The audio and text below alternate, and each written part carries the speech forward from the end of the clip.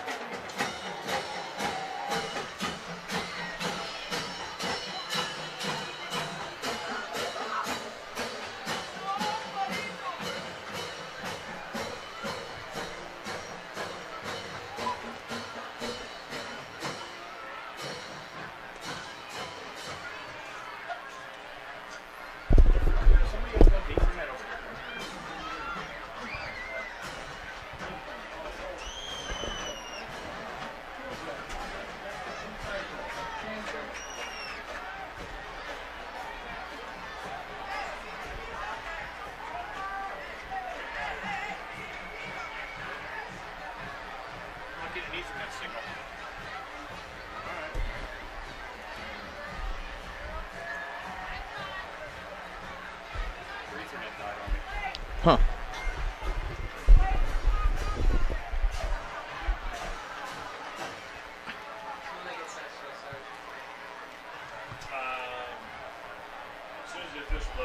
From Fox Chapel High School Stadium tonight, the Penn Indians and the Fox Chapel Foxes get together in a big matchup in the Northeast Conference. The Fox Chapel Foxes 2-0 on the season in conference play. The Indians 1-on-1. Donny, Chedrick, a big matchup tonight between these two squads as we're about to get underway. Yeah, a couple of big matchups in the Northeast Conference tonight. This one, as Fox Chapel has been a bit of a surprise in 2021. The other one taking place at Martirelli Stadium. That's North Hills and Pine Richland. And we are underway. The Indians will get the ball to start things off here tonight. A return across the left side, across the 30-yard line.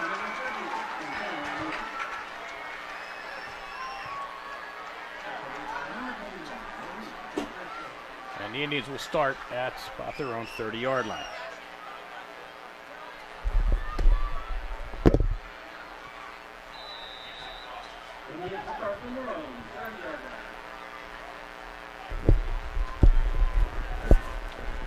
There's Wesley Epperson on the return for the Penn Hills Indians.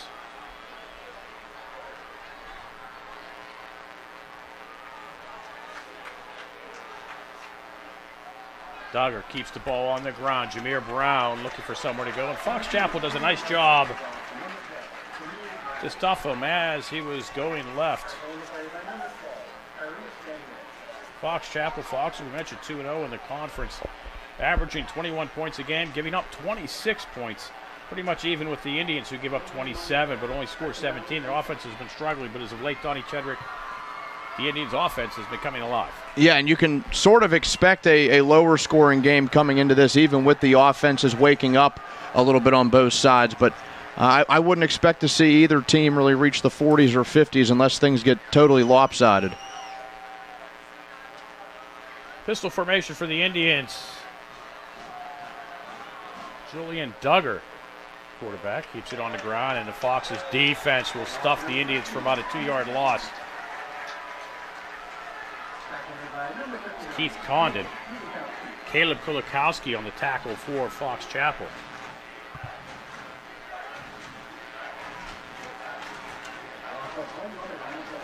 And now Penn is looking at a 3rd and 11 here early. Fox Chapel defense making a statement.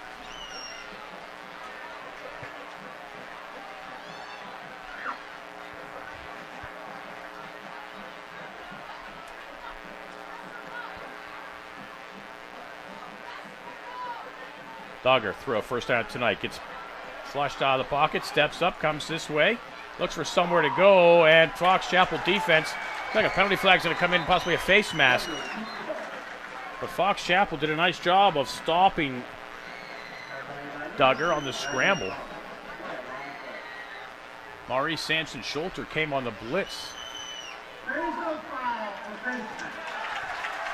officials are going to pick up the flag, and the Indian punting unit are going to have to come on. And you get yourself caught up behind the sticks in the first 3 plays of the game, or first 2 plays, it sets up a 3rd and long, and then really nothing there on that 3rd down play. We know Duggar can do things with his legs, but that time he can't get away from the Foxes' defense.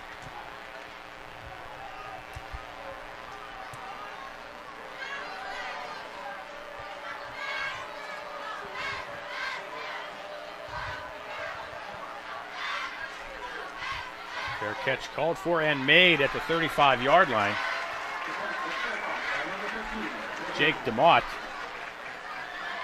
And the Fox Chapel offense will take the field with 9:45 to go here in quarter number 1.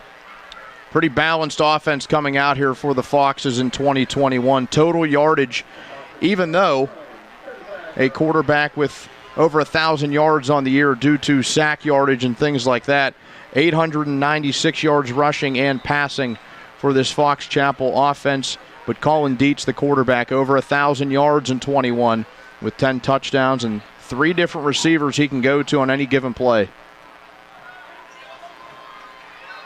He'll come this way and get smacked by Luke Pugliese at the 38-yard line after he picks up 3.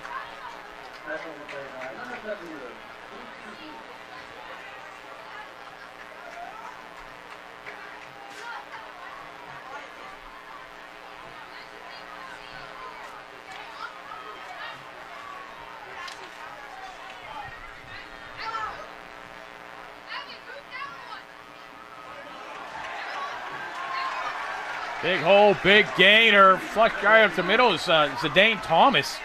Out about the 48-yard line. Pickup of 10 and a first down for the Foxes. Thomas coming into the game, 714 yards, 9 touchdowns. Certainly a dangerous back and another aspect of this Foxes offense that has been a surprise to people so far in the 2021 campaign. Fox Chapel quickly to the line. Dietz in the shotgun. Keeps it on the ground. Pennell's defense is there this time. Thomas held for no gain. You see a group tackle from the Penn Hills defense. That's what it's going to take against a runner like Zidane Thomas. That size, 6', 205.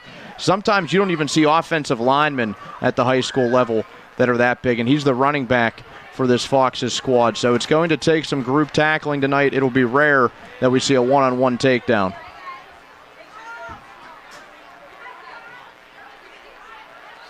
Samson Schulter in the backfield goes to Dietz's right. Twins each way. Dietz will throw, looks, throws right side, has a man, and the pass incomplete through the hands of Colin Kleinkowski. He was there, but unable to hold on to it. And we'll bring up a third down. And we'll call it 10 for the Foxes. Yeah, Kwiatkowski leads the Foxes in receiving touchdowns this year with 5. There's, again, 3 different receivers that play a big factor in this offense. DeMott leads in receptions. Patterson leads in yards. Kwiatkowski leads in scoring.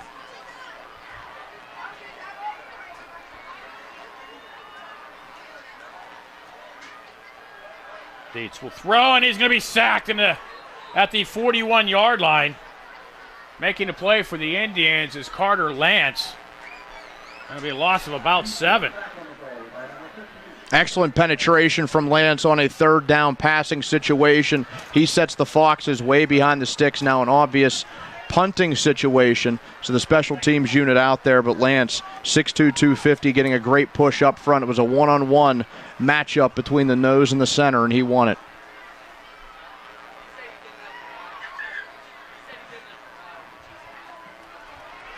Indians with some pressure, but a nice boot. Indians back at the 19-yard line. Chase Barney looks for someone to go, eludes one man. Eludes him once, but not twice. Christian Gaston with the tackle for Fox Chapel, and Penn Hills will start in their own 20 at the 17. We'll see if this second drive for the Indians goes a little bit better. Both offenses sort of just feeling out the opposing defense so far. And again, maybe a game where we don't see the scoreboard lit up as much as we're used to.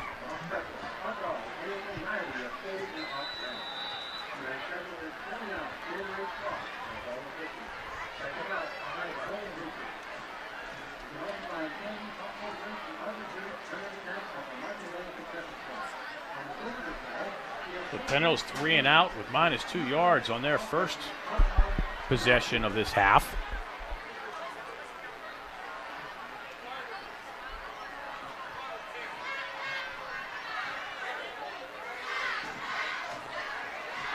Off the left side for a couple is Natal Mitchell. Indians seem to like running to the left side.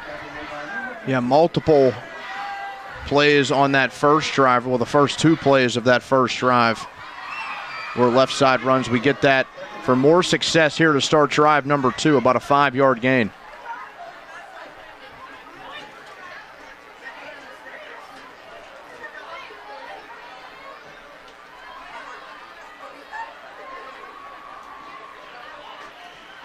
Well, the pistol needs to keep it on the ground, but they trip over their own man. That's Alan Parker for a couple. But the Indians are doing something this drive they didn't do their last drive, and that's get positive yardage. Yeah, and instead of having a third down play where you were behind the original line of scrimmage, now you have a chance, a good chance to keep the sticks moving, get that first down, 3rd and about 2. You can keep the football on the ground. If you win the battle up front, you can have the drive continue.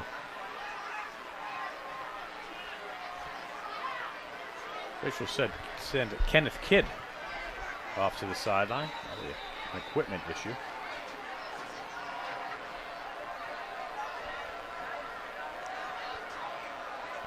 Duggar again going left. Gets the first down for the Indians across the 30 up to the 31-yard line. Another pickup of 4 for Penn Hills. And that's their first down of the game. And if you want to keep a balanced, potent offense off the field like Fox Chapel, in some cases, the old adage is the best defense is a good offense. If you keep your offense out there, it's a lot harder for that other team to put up points. Fox Chapel tied for first in the conference with Pine Richland at 2-0. Penn Hills and North Hills at 1-1. Duggar looks for somewhere to go. Gets out of the pocket, gets the sideline, dives ahead close to the 40. Turned nothing into something. About 8 yards. That's the type of athlete Duggar is. Last week, he was a big factor with his wheels. 155 on the ground with 3 rushing scores. He can make plays like that happen. That looked like a lost play. He was sort of captured in the backfield by multiple defenders, and he gets out of it, and he's able to make something out of nothing. Penn Hills in the red helmets, white jerseys, gold pants. Fox Chapel all black. Duggar, option, left side, gets a first down, but a penalty flag comes in. Sitting right at the 40-yard line.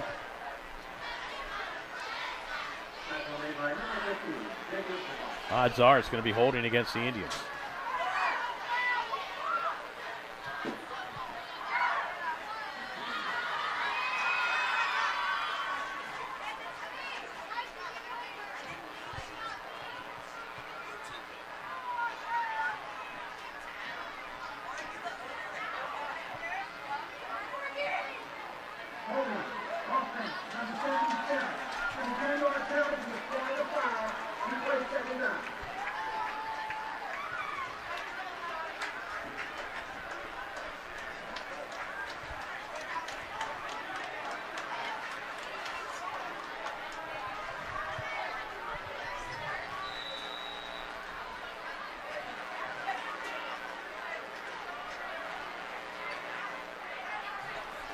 Well, now the Indians in second down and long.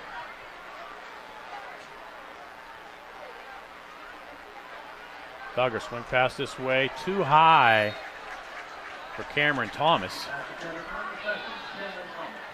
That'll be 3rd and 11. Clock will stop with 4:38 to go here in the opening period. We are scoreless. Penn Hills and Fox Chapel here on the Trib Live High School Sports Network on the Penn Hills Indians Football Network. And you hope that holding penalty isn't a drive killer, but now, like that first drive, the Indians facing a 3rd down that is behind the sticks, and you need about 11 yards to keep the drive alive.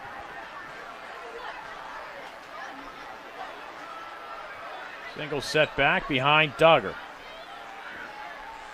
Duggar's going to throw. Steps up in the pocket, tries to come this way, and he'll be sacked. Jack Visco making the play for Fox Chapel. Now the Indians are going to have to punt again. Kind of turn it into a game of field position here. And it wasn't a lot of time for Duggar on that play, and you were hoping for another Houdini-like play where he could get away from those defenders. That time he couldn't. Charlie Rosemeyer back to punt for the Indians. Missed last week's game due to an injury. Owen Williams filled in nicely.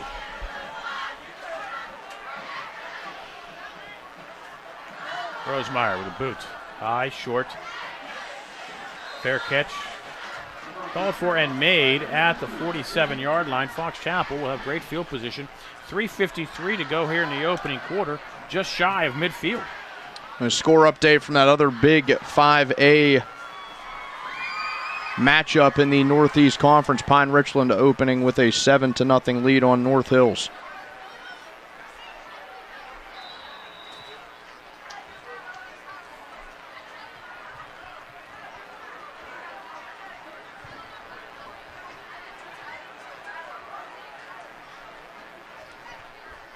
Now Colin Dietz will bring his offense back on the field again. Zidane Thomas to his left. Trips to the near side, single receiver to the top of your screen. And it'll be Thomas looking to go right side. Penn Hills is there. Does a nice job to elude the initial containment and picks up about 4 yards.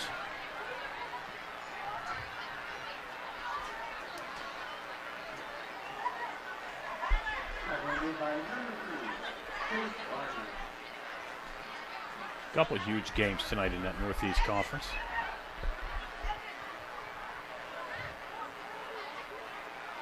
Now the rare occasion where Penn Hills is looking up in the standings at Fox Chapel.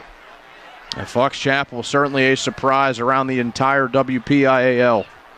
Dietz keeps it himself, close to the first down, but it'll be about 2 yards short.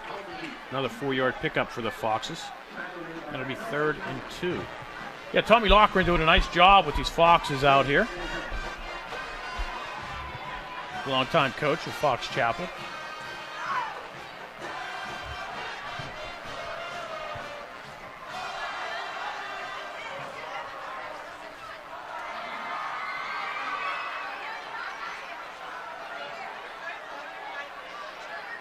Are we going Wildcat here? Lee Patterson. And a quarterback. And we are. He's coming this way. Keeps it himself. Gets the first down and more. The speedster inside the 35 to the 34-yard line. 11 yards. And a first down for Fox Chapel. Patterson, the small, shifty receiver, 5'8", 150. The senior taking that direct snap sort of in the Wildcat situation, and it was Zidane Thomas who was his lead blocker. So fresh set of downs for the Foxes in Penn Hills territory. The marker at the 35-yard line. Clock at 2:10 and running in a scoreless opening period. Thomas, right side, has a lane. Breaks it free inside the 10. Touchdown, Fox Chapel. Where did he come from? Holy cow.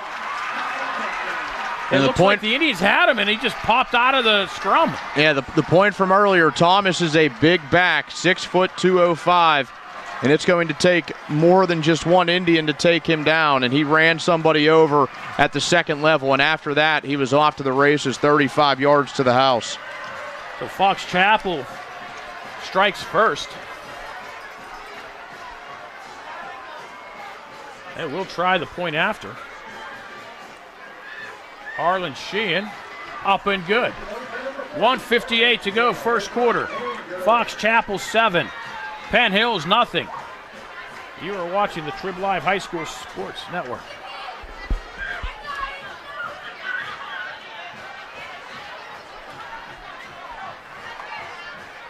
Four plays, 53 yards. Fox Chapel made it look easy. And it was Zidane Thomas, the bruising running back, breaking away. And coming into tonight, he had 9 touchdowns. That puts him in double digits on the ground.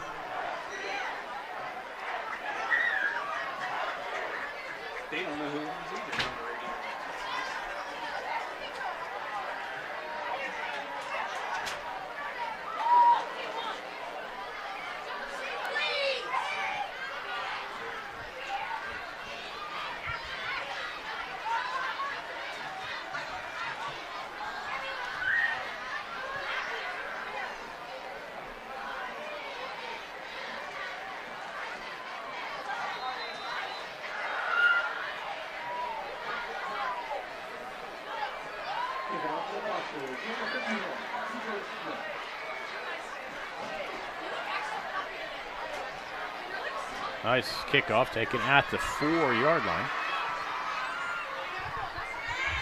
Nice return out across the 30. And a penalty flag back at the 21-yard line.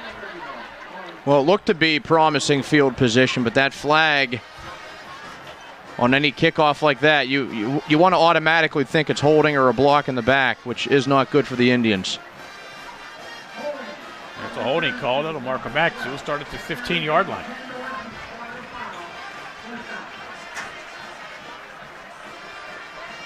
Indians missing a lot of big guns in their offense this week. Trying to make do with what they have.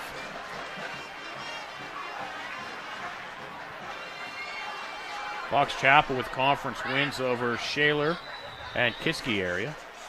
Penn Hills lost to Pine Richland and won last week in dramatic fashion against the North Hills Indians. Indians keep it on the ground up the near side across the 20 to the 25-yard line. There's Natel Mitchell. And he'll have enough for an Indian first down. And Mitchell, just a freshman, he will be called upon a lot tonight because, as you mentioned, some big guns out in this Indians offense.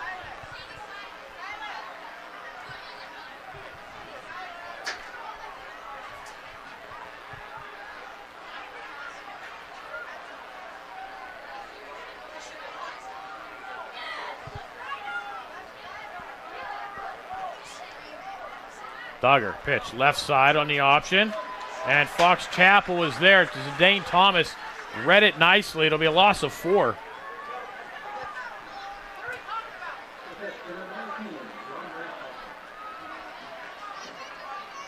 DeAndre Cochran with the carry for Penn Hills.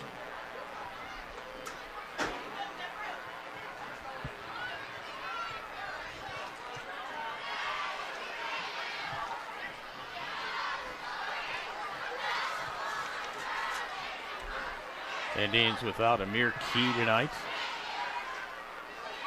Without Brendan Hill, Amir Rollins.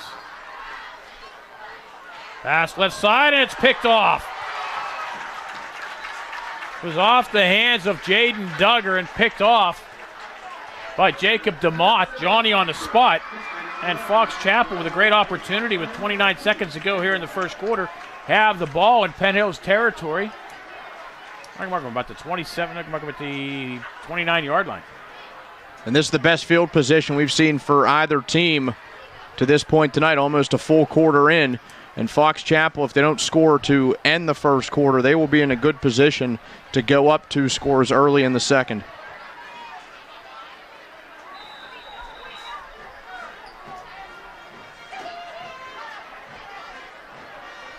Fox Chapel going up 2 scores here would really put Penn Hills behind the 8 ball. Like I said, missing a plethora of their top stat getters.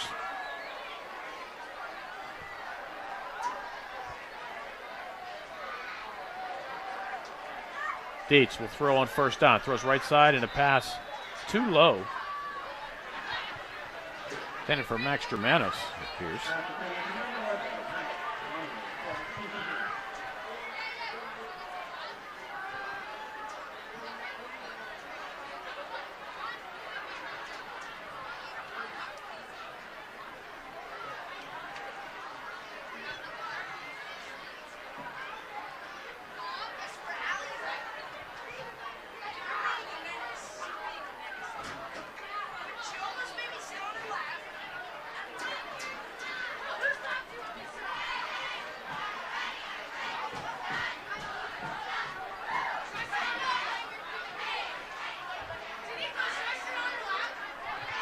Once again, Fox Chapel goes with Khalid Patterson. Gets out for no gain. Sort of a change of pace between Patterson and Thomas. You have the small, shifty guy, then you bring in the big running back, and it changes the dynamic that Penn Hills has to face. And that'll do it for quarter number 1. After 1 period of play, Fox Chapel 7, Penn Hills nothing. You're watching the Penn Hills Indians Football Network.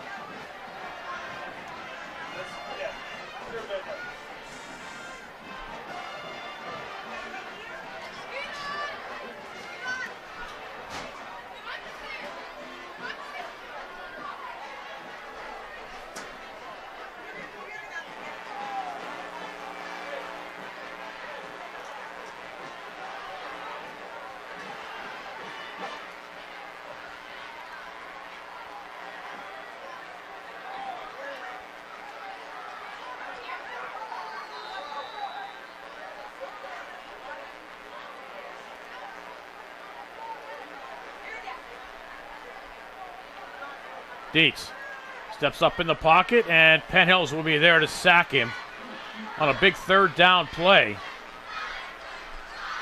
Making the tackle for the Indians with Daquan Lewis. Loss of 4. Huge 3rd down play for Penn Hills because puts Fox Chapel in the 3rd and 14, and that would be about a 51-yard field goal. Yeah, and the offense going to stay out there for the Foxes, and if the Indians can hold them off on this 4th and long, it will be an impressive defensive stand. After the offense turns the ball over, the defense able to pick up the slack.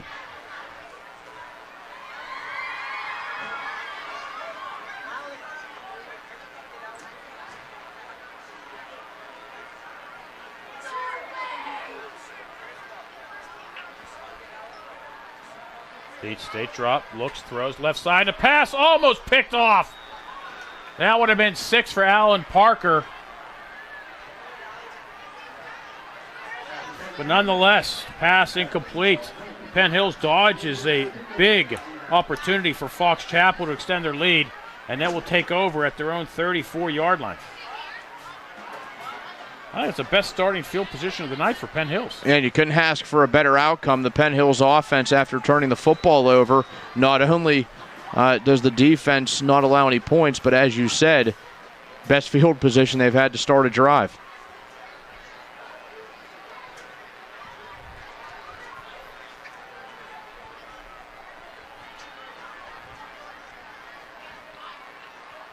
Duggar keeps it right side.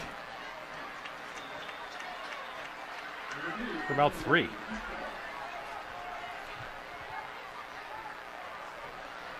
The way things have been going for Penn Hills, I have an inkling that Duggar is going to be their primary rusher.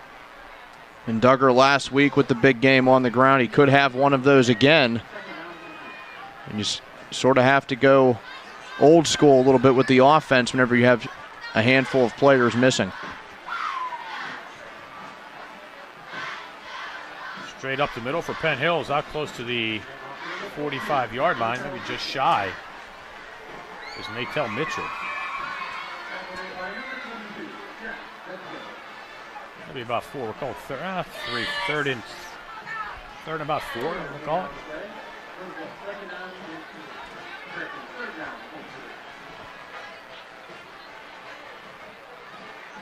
They have to cross the 44-yard line, ball on the 40.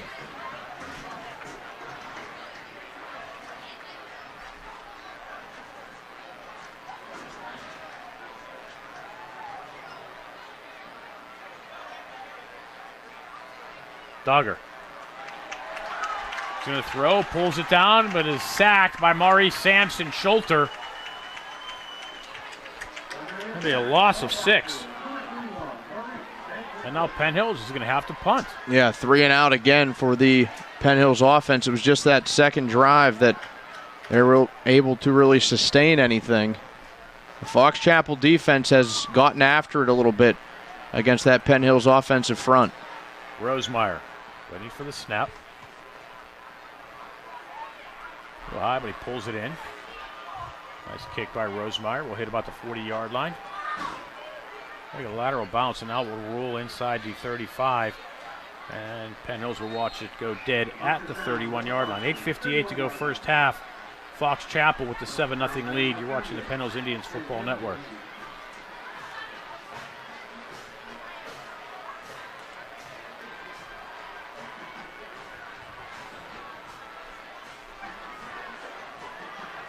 I think the Indians are fortunate to only be trailing 7-0 in this game. I mean, their offense really, you talk about their offensive problems coming into tonight and being down most of their top people does not help them.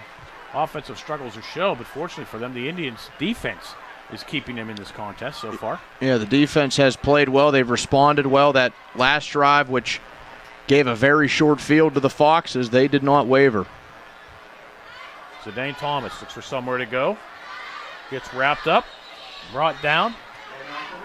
Ran into the arms of Daquan Lewis, 6 foot, 265-pound junior. Gets maybe a yard.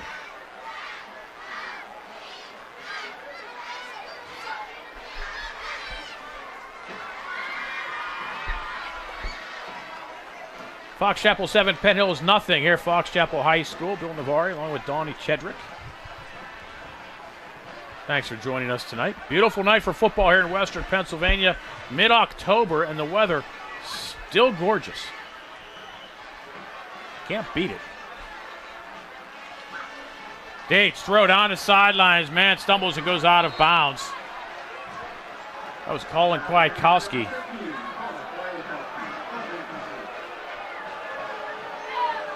Quite sure what the fans are booing. Perhaps some contact on the sideline. Yeah, and I think just assuming that there was pass interference of the such with the receiver sort of stumbling out of bounds, but Jaden Duggar was with him every step of the way. And the 6'4" senior, there was incidental contact, if that. It was no interference. Twin receivers to the top of your screen. One defensive back over there. Now Cochran will join.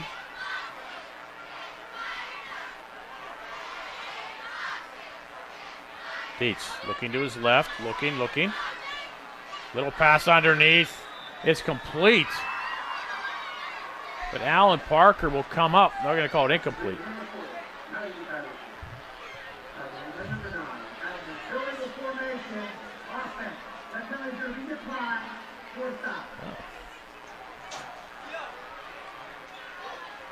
So I do call the pass incomplete. There was a penalty against Fox Chapel for nickel formation. The Indians declined, bring up 4th down. And the punters on both sides getting an early workout tonight.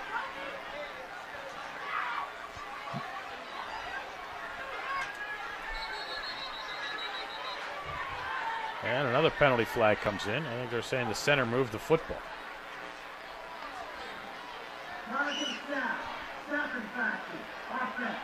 That's what it is. I've seen a lot of long snapping in my day. Donny.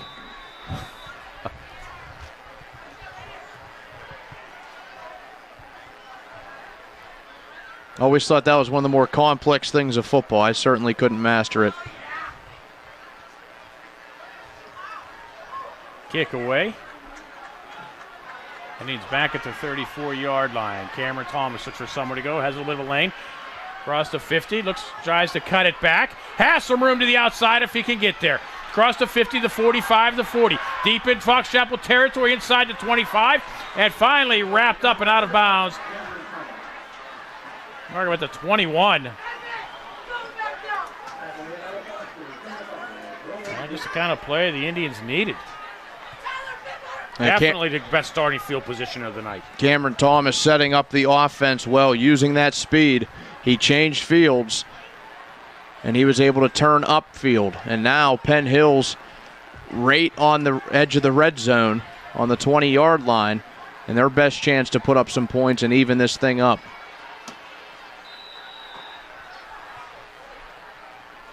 .707 running clock. Of course, why would the clock be running? It should not be running, but it shouldn't with the change of possession.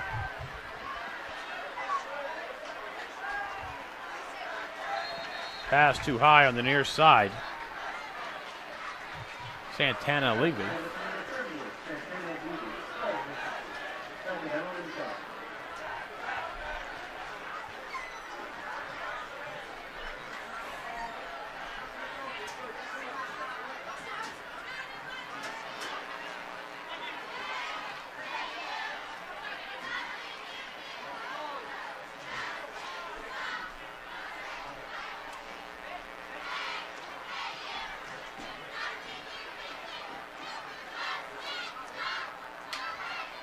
Duggar with Mitchell to his right. Takes to Mitchell, will follow him. Comes left side, cuts it back up inside the 20. Down inside the 15 to the 13-yard line. Pickup of 7. It'll be 3rd and short.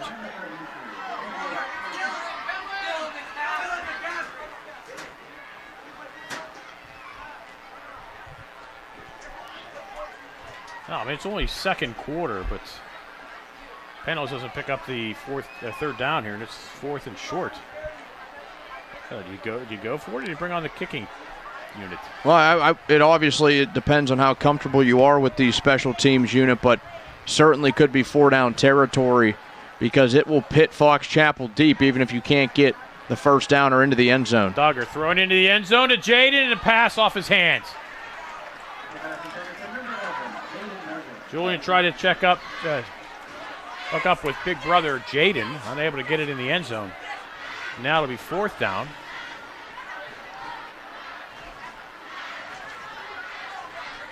And they are bringing in Owen Williams to try a 30-yard field goal. Williams 5 for 5 last week on extra points. His first field goal attempt of the season.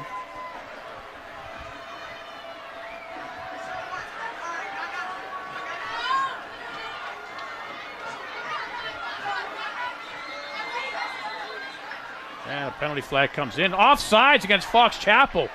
That'll give Penn Hills a first down. That's certainly a way to do it. And that's going to be one that Fox Chapel looks back on and could very well if the Indians get into the end zone. Because the Indians, they were kicking it. There was no fake going on there. They had made the snap. Now Williams goes back to the sideline and still waiting for his first field goal attempt.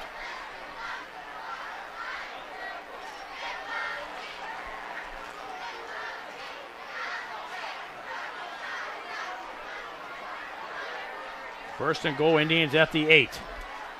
Duggar throws right side and underneath. And Jaden gets into the end zone for the Penn Hills touchdown. Duggar to Duggar for 6.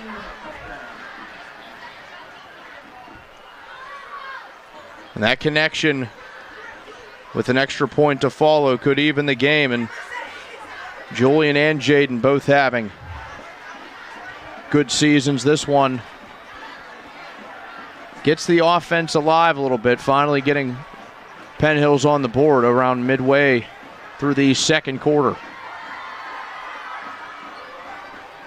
Williams, kick, up, 6 for 6 on the season. 5:54 to go. First half. We are tied at 7. Penn Hills Fox Chapel on the Penn Hills Indians Football Network.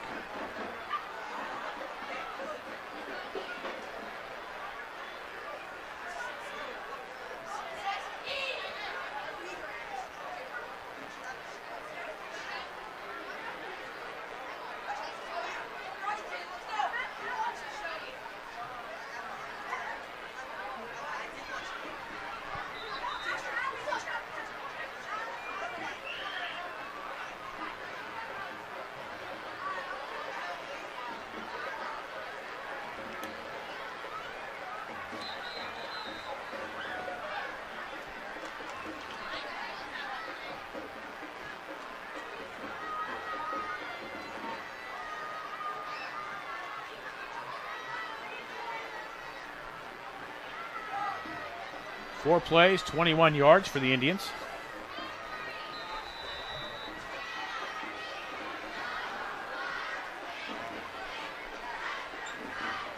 Kickoff at the 10.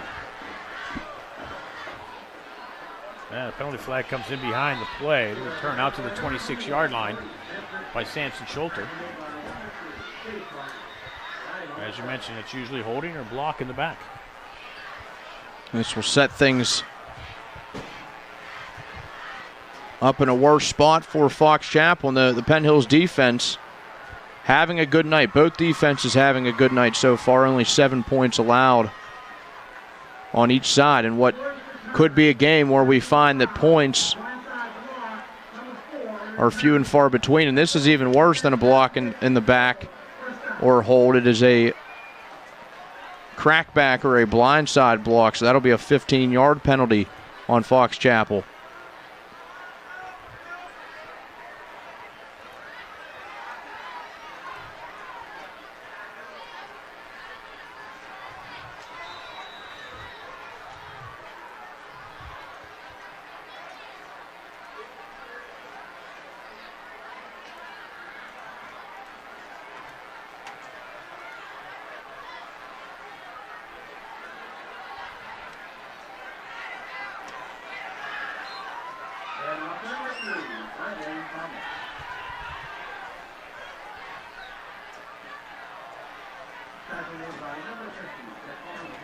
Thomas for about 5.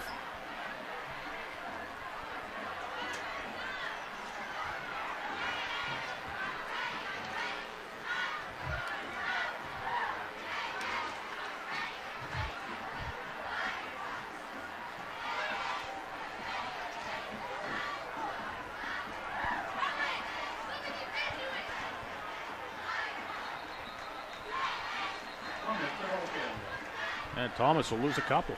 And that's where you see the gang tackling of the Indians come into play. You have to get multiple bodies on a big running back, and they're able to take down Thomas for a loss of 1. Now, not an easy third down that the Foxes face deep in their own territory.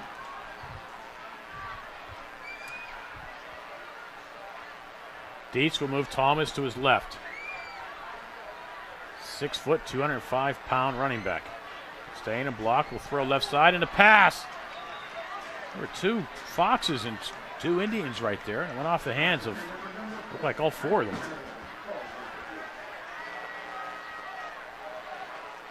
Looked like it was either Patterson or DeMott, the intended targets. Out to the left side of that Fox's offense. Pass falls incomplete. And now the Indians getting the football back.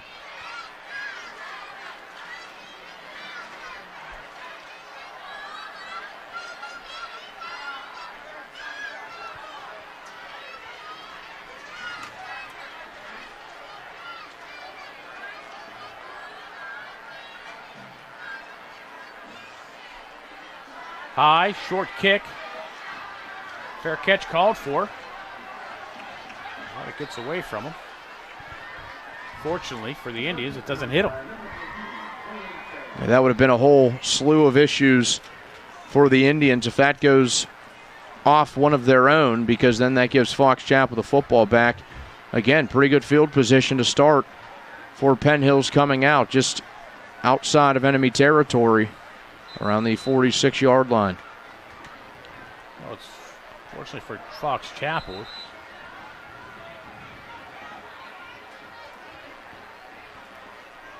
Took a nice Fox Chapel bounce.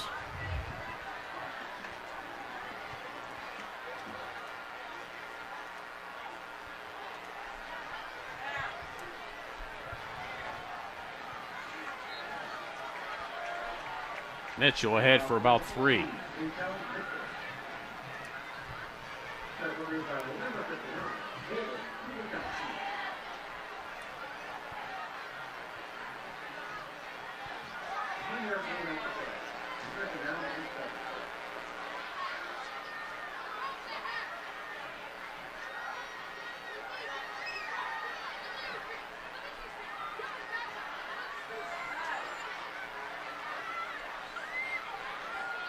Mitchell again. Mitchell into the secondary, across the 40, first down Penn Hills. Down to about the 38-yard line, 11 yards for Tell Mitchell. That's a nice run for the freshman. His nicest run of the night. Good enough to move the chains. And he even had a few extra feet because he fell down on a couple of bodies and he was not yet down. Clock under 3.5 and running here in the second quarter.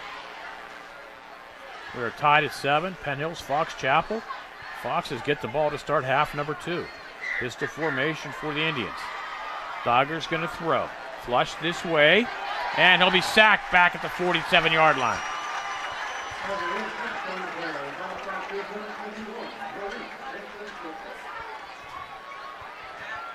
Not what Penn Hills wanted there. No, Samson Schulter came off the right side of the Penn Hills offensive line untouched. There were not enough blockers to fill the void of the blitzers.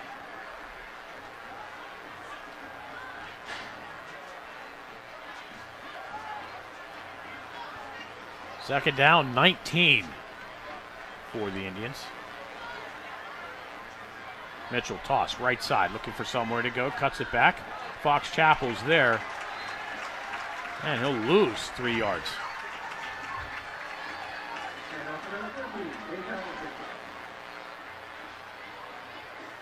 Now third in the south, 40 to go for Penn Hills. You are way behind the sticks here, and you could take a shot to try and get at least 10 of these yards back.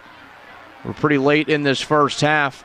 There's an opportunity here for 4-down territory. If you gain very little, nothing, or lose yardage, you're in a punting situation. But if you can get to the original line of scrimmage, you can keep the offense out there and possibly make something happen on 4th down. Unless Penn just wants to try to run it and keep the clock running. I know it's called timeout, and they did just that. They let the clock wind down to $1:39 before calling the timeout, and I think that's what Penn is looking at. Now, they may try to go deep, or if they do run, well, Fox Chapel does have 3 timeouts left. Yeah, and Fox Chapel only 7 points on offense. Both teams only 7 points because the defenses have played so well in this first half, but any opportunity to get more points on the board is what the Foxes will be looking at. However, if you punt here after a 3rd down play, unless you get the first down, obviously, but a punt following a long 3rd down would pit Fox Chapel probably in pretty bad field position with about 90 seconds to go in the first half.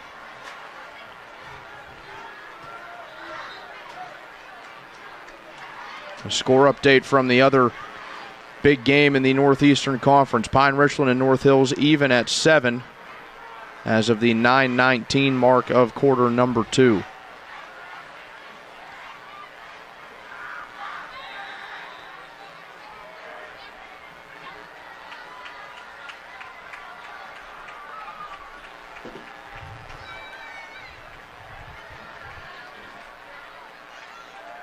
Duggar, straight drop, sets up the screen underneath, and it's deflected, it appears.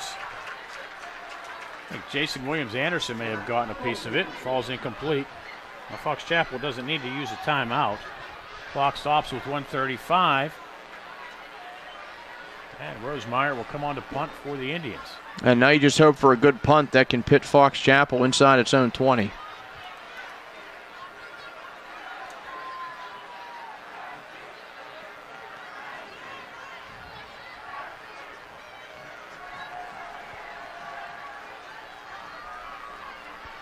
Rosemeyer does get a good kick away. Bounces inside the 15. And we'll go dead about the 13-yard line. So that's just exactly what Penn Hills had hoped for. Now, if you're Fox Chapel, you got $1:26 on the clock, all 3 timeouts. But you got a long way to go. Yeah, you can make something happen here, but the Penn Hills defense has been just as good as that Fox Chapel defense. You could take a couple of shots, and then if it ends up being a 3rd and long situation, I wouldn't be surprised if Fox Chapel runs the football. We'll see what happens, though. A balanced offense coming out. 3 receivers that have been effective all season. However, none of those guys have been shining in this first half.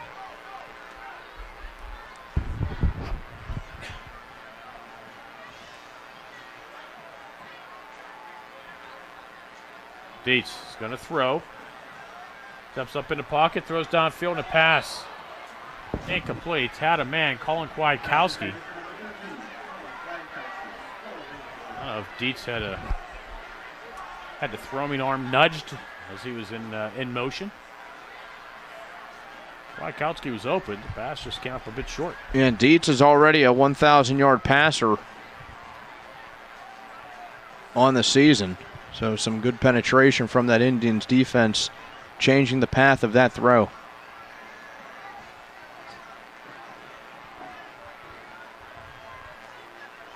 Fox Chapel will keep it on the ground. Zidane Thomas to the 16-yard line. Pickup of 3, and who called the timeout? Was it Penn Hills?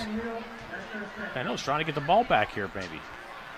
Yeah, and that move from Fox Chapel probably just to force the hand of Penn Hills to use those timeouts. So even if the Indians were to get the football back, they wouldn't have much time and they wouldn't have any timeouts because Fox Chapel, they could pretty much do anything here, 3rd and 6 or 7, but if they run the football or it gets completed and stopped before that first down marker, that clock will run unless Penn Hills wants to stop it.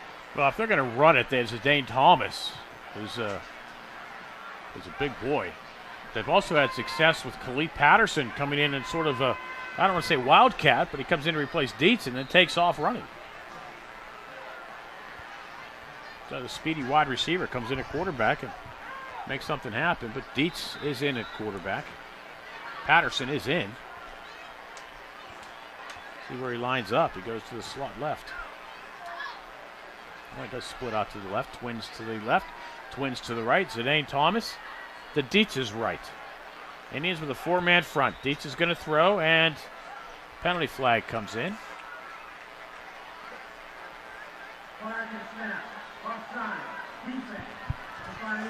Well, that sure changes things up because now it's 3rd and 2.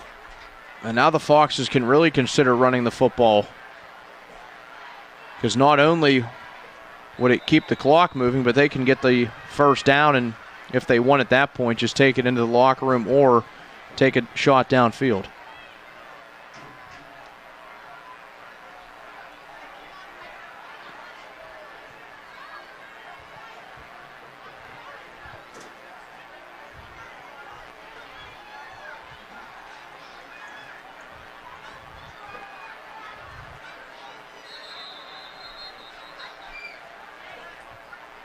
I think Fox Chapel uses a timeout here. I think they're trying to bait Penn Hill's offsides, perhaps.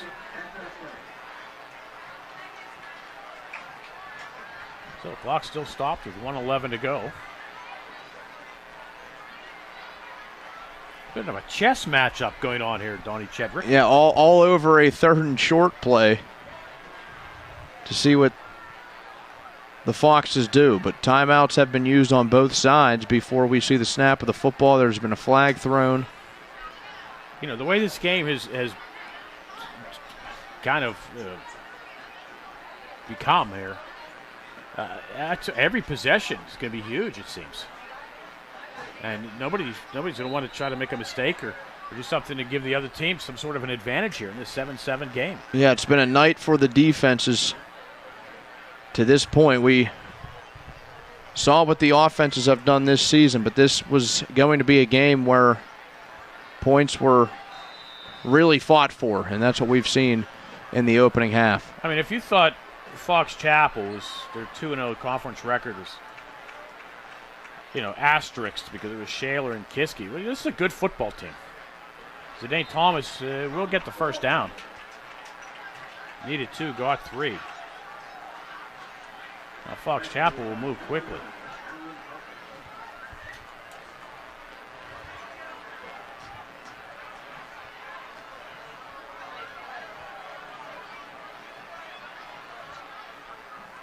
Dietz looks left, throws that way to pass. Batted, but it's caught. It was tipped, but Khalil Patterson catches it at the 45-yard line. Patterson lays out to get that one. Not lengthy, just 5'8", and we get a timeout called from Fox Chapel now. So there's where we go back to that 3rd down play. A 3rd and short, they run for the first down. They get the offense up there quickly, and a pass across the middle that gets completed. And now Fox Chapel has an outside shot of doing something in the final 48 seconds of the opening half.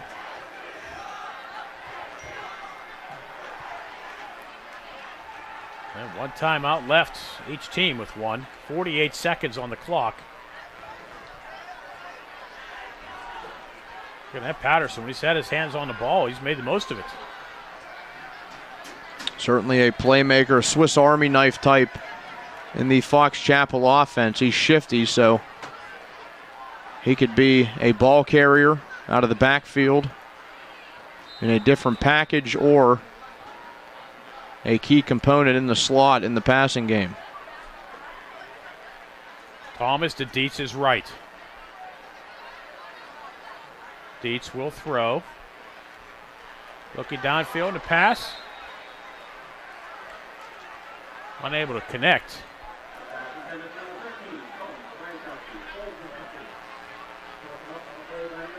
.42 seconds now remain here in half number 1.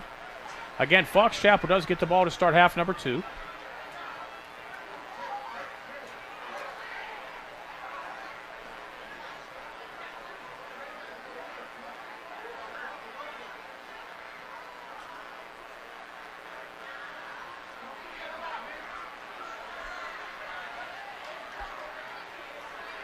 Dietz will throw this way. Pass complete up underneath. Patterson looking for somewhere to go.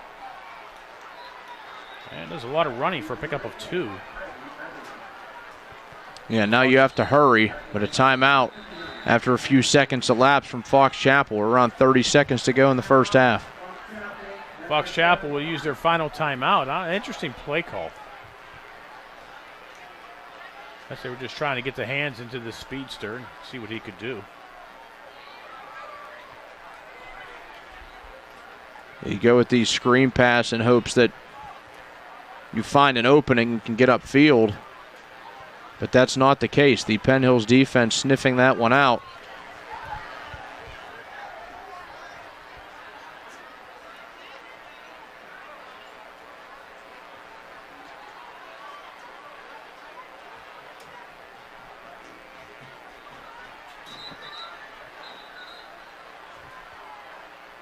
Fox Chapel out of timeouts. So now if they're going to throw, you have to think first down, sideline. Yeah, now with no timeouts, it has to be something that stops that clock. And if it's first down yardage, it'll stop it briefly until these sticks are reset. But you still have to hurry up to the offensive line. Now, if you're Penn Hills and they don't get the first down here to use your final timeout, I would think you would. Dietz. Flushed out of the pocket, comes this way, looks, throws underneath, has a man. Pass complete, that's Zidane Thomas. He'll be short of the first down, and Penn Hills will use their timeout.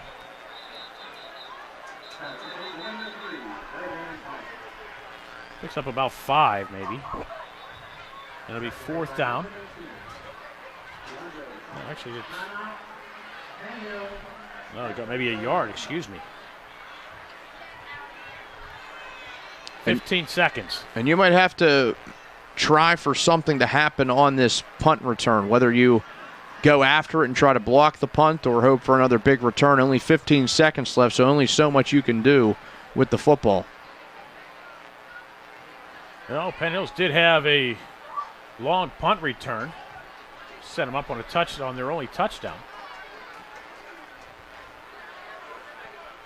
So they can try to do that again.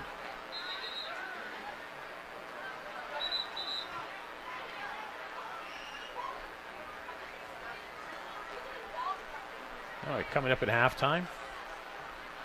Those of you on the Trib side, don't forget to join Dawn Rebel for the Trib Live High School Sports Network scoreboard show.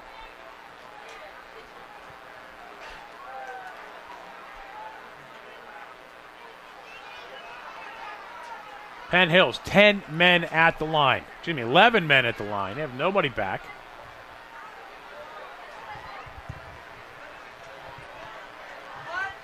Penn Hills is thinking block here. And Fox Chapel gets the kick away. Nobody back there. They can just let it. Oh, it hit a Fox Chapel Fox at the 22-yard line. And it will go dead with 5 seconds to go. They can mark him at the 20.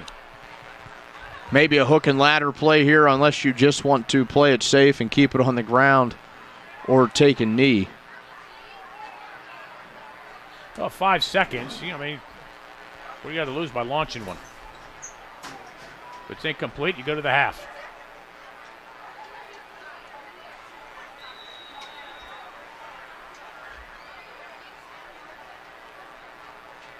Yeah, they're in a tight, are they in a tight formation?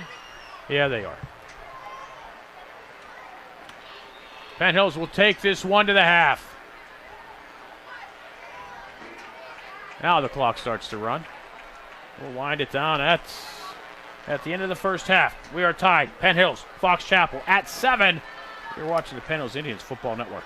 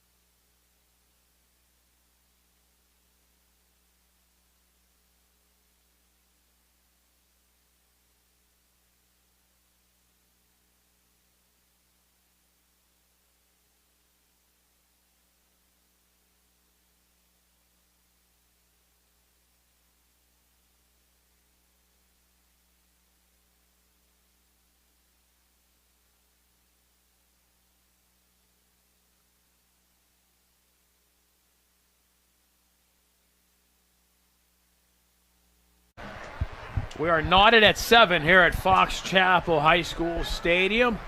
Along with our broadcast partner, Donny, Chedrick, I'm Bill Navari. Great to have you along. And Donny, a tale of defenses really in that first half. Yeah, it was a defensive dominant first half, and maybe some case where the offenses just really couldn't find a groove.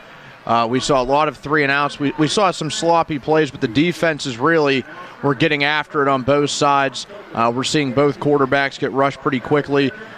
Really the only breakaway play of that entire first half was the Zidane Thomas 35-yard touchdown run. Even on the Penn Hills touchdown, it came after a long punt return by Cameron Thomas that set them up inside the 20-yard line. Then a penalty, an offsides penalty on Fox Chapel on an attempted field goal set things up inside the 10 for Penn Hills. Then they score the next play. So I'm expecting more of that in the second half. I think the offenses might get a little bit more comfortable, but the defenses have dominated the night. It's really become a chess match as we started getting down here. We're underway here in half number 2. Kickoff down to the 5-yard line. Fox Chapel returning this way across the 20 to 25 and out of bounds. That's Maurice Sampson Schuler.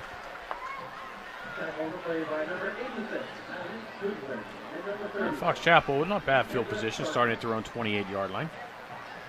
Zidane Thomas, 62 yards in that first half, rushing at that 35-yarder. Otherwise, Penn Hills has pretty much kept him in check. And Colin Dietz, a 1,000-yard passer on the season already, 24 yards. Longest was 21. So of the other 3 completions, it was 3 completions for 3 yards. Yeah, the offense that we talked about for Fox Chapel, that great balance, we haven't seen much of that. It's been a great performance from this Indians defense. And Patterson comes in to start the half at quarterback. Comes running this way across the 35. Loses the football. It's stripped by Duggar, and looks like Penn Hills may have it. Penn Hills does at the 33-yard line. And there you go. We saw a turnover in the first half from Fox Chapel, but they were unable to do anything with it. Now Penn Hills with a big turnover, and it sets up their offense with a short field. Let's see if the Indians take advantage here and take the lead early in the quarter number 3. Indians will start at the Fox Chapel 33. Patterson was fighting for yards. Duggar came in and stripped him of the football. It was loose briefly, and finally one of the Indians fell on it. I'm not sure if it was Duggar. But now Penn Hills with the opportunity here in half number 2.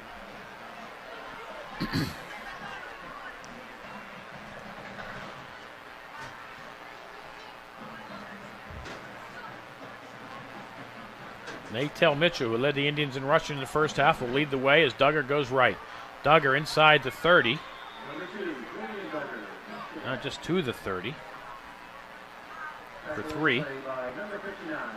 As we mentioned, the Indians without a bunch of their top statistical leaders on offense.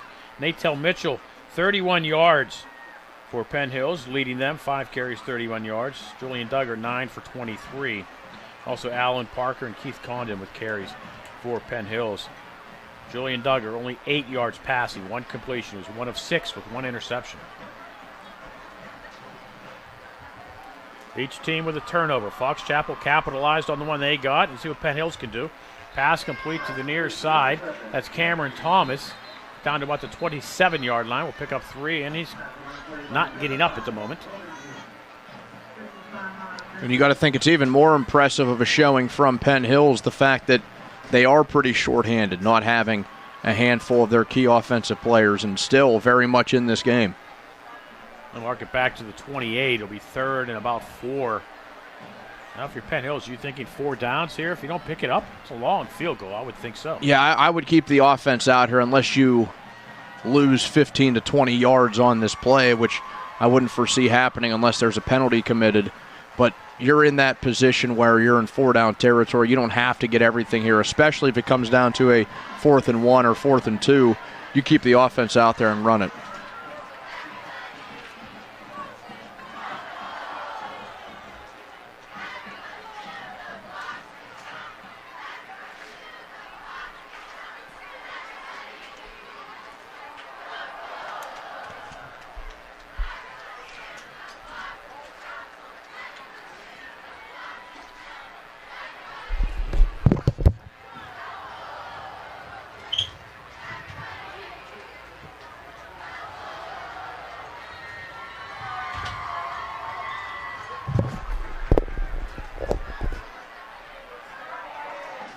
Following the injury timeout, Cameron Thomas walks off the field on the far side.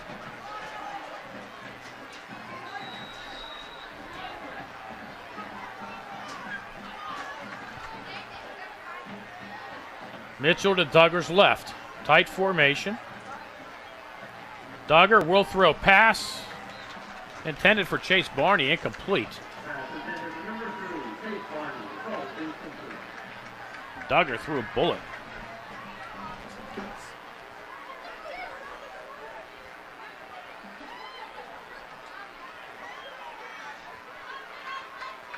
So now 4th and 4. The way this game is going, I'm sure Penn does not want to waste this opportunity.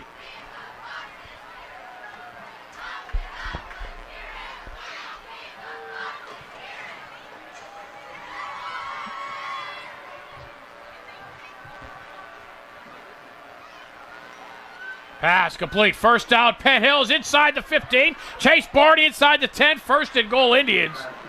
At the 8-yard line, 20 yards. Duggar to Barney. And first and goal, Penn Hills. And it's been such a run-heavy offense that the defensive end bit on the play-action fake from Duggar. He keeps the football. The defensive end went inside, chasing the tailback, and that left a very clean pocket for Duggar to actually take his time and find a receiver coming across on the slant. Going to wish a happy birthday to one of our big fans, Trey Capobianco, is 7 years old today.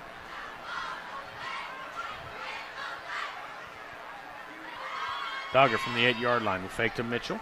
Comes this way, has some room to run, throws underneath, pass complete, inside the 5, and close to the goal line down to about the 1 is Santana Levy. I'm surprised Duggar threw that one. He had a lot of room in front of him. Yeah, now we see that the playbook can open up a little bit for the goal line offense. You go a few different ways here, but the ball right around the 2-yard line and a chance for Penn Hills to go up by a touchdown. Second down goal for the Indians. Opportunity to take their first lead of the game.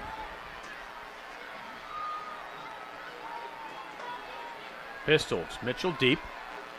Brown in front. And close to the goal line is Brown.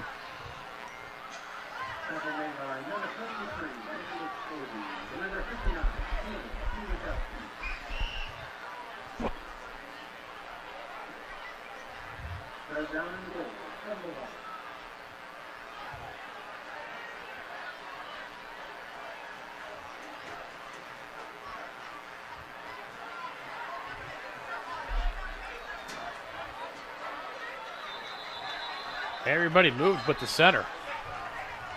Yeah, that's going to push Penn Hills back 5 yards, and what ends up being a pretty big penalty to take because of it being third down. Now you're looking at 3rd and goal from the 6 or 7, as opposed to 3rd and goal from the 1 or 2.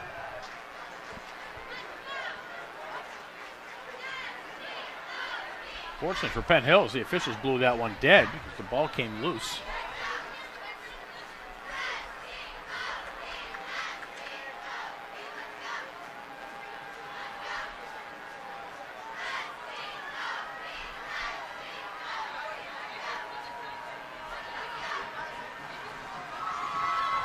Motion right for Penn Hills.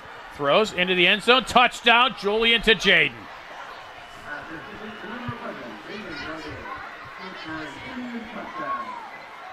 Their second connection of the game.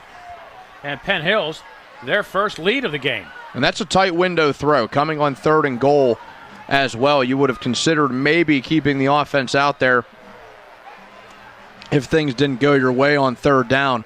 But he fits that in to the back of the end zone. Jaden was there, and a couple of defenders were around the pass.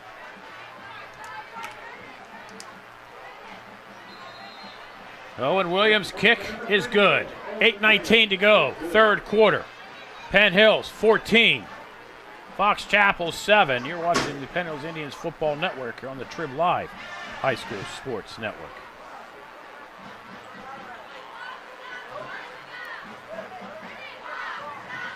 Well, Penn Hills takes advantage of the opportunity. Yeah, and the Duggar to Duggar connection works once again. And again, a short-handed Penn Hills team tonight. This is an impressive showing on the road if they're able to pull this off. As we were talking at halftime, you and I, you want to update any scores on the going on here in the Northeastern Conference? Well, as of the halftime score, North Hills ahead 13-7 over Pine Richland.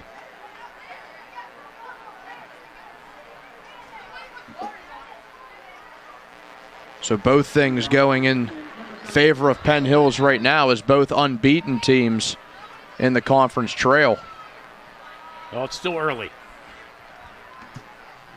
And there's still Pine Richland. Ball bobbled at the 11-yard line. Still doing a nice job on returning it out across the 25-yard line.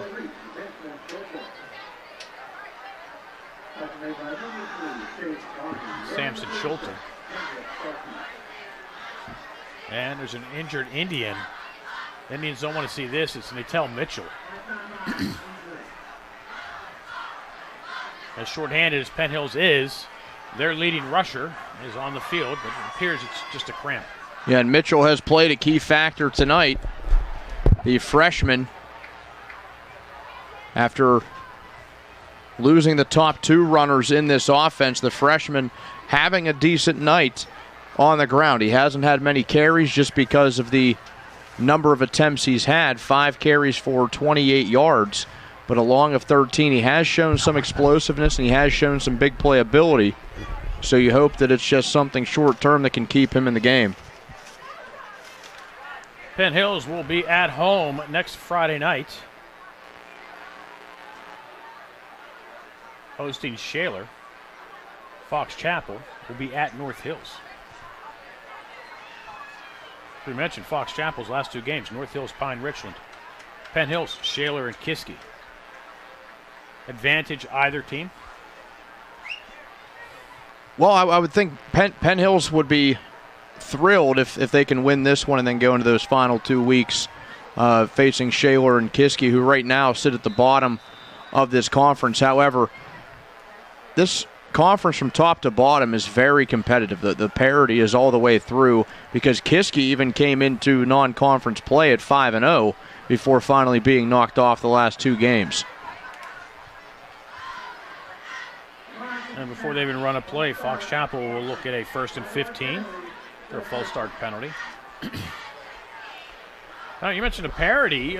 Penn Hills lost to Pine. They were tied 14 at the half, lost 21-14 to Pine Richland. And then last week, North Hills took a 29-28 lead in the final minute on a gutsy 2-point conversion by North Hills. But Penn Hills come back and scored a touchdown with 2 seconds to go to win the game.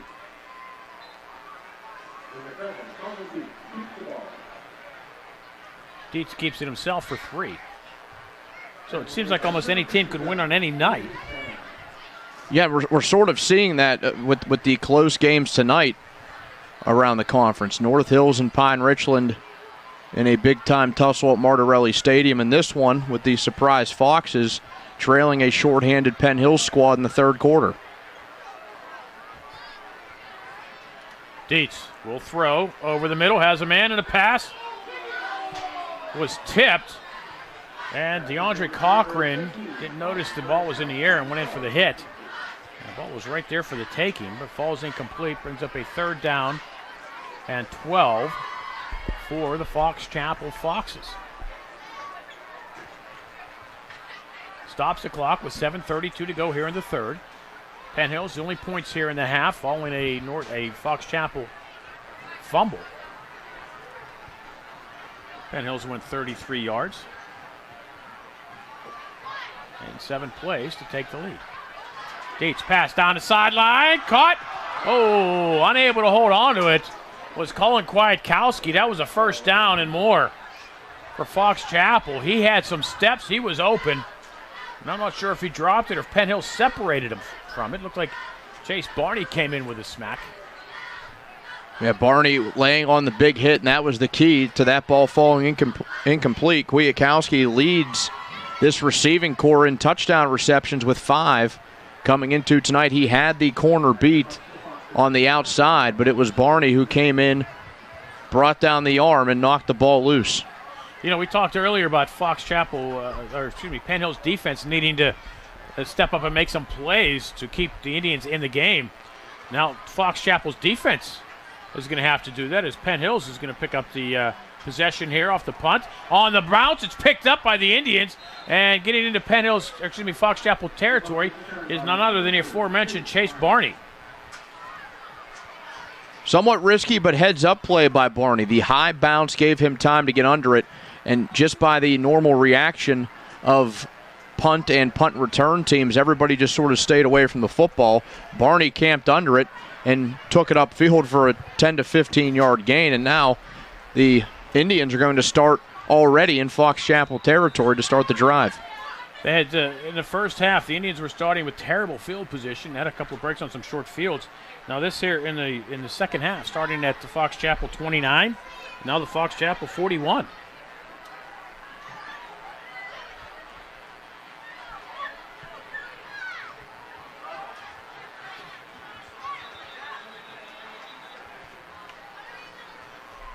And something not quite right. Penn Hills will use a timeout, their first of their 3 allotted here in half number 2.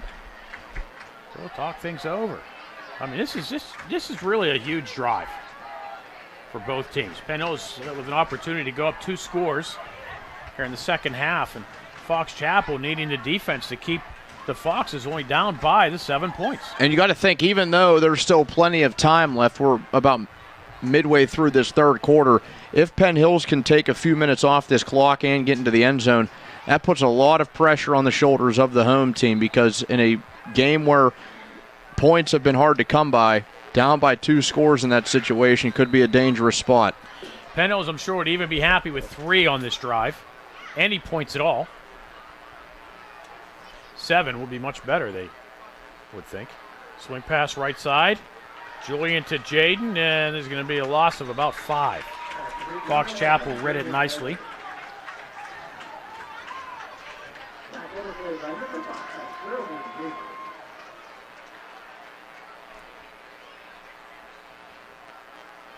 And it'll be 2nd and 15.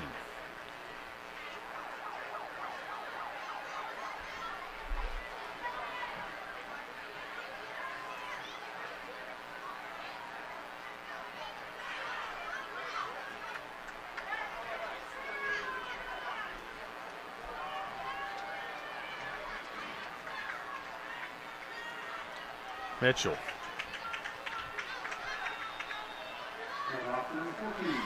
We'll get 4 of the 5 back. And now Penn Hills with a 3rd and 11. Just like that, it goes from a promising situation to now 3rd and long. It would be huge for Penn Hills to extend this drive. Even if you don't get into the end zone, just taking time off the clock whenever you have the lead, if you're able to grind it away. Again, that's time that Fox Chapel doesn't have the football and time they can't get into the end zone themselves.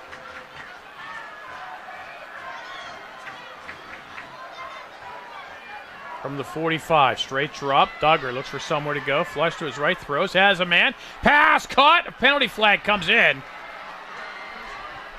Check the call. Natel Mitchell goes for the Penn Hills touchdown, but it looks like this one's going to be coming back. Yeah, and they might get one of the offensive linemen for a legal man downfield, which would be a pretty tough penalty, because that is barely over the line of scrimmage where that flag is thrown. Well, the flag is 3 yards off the line of scrimmage.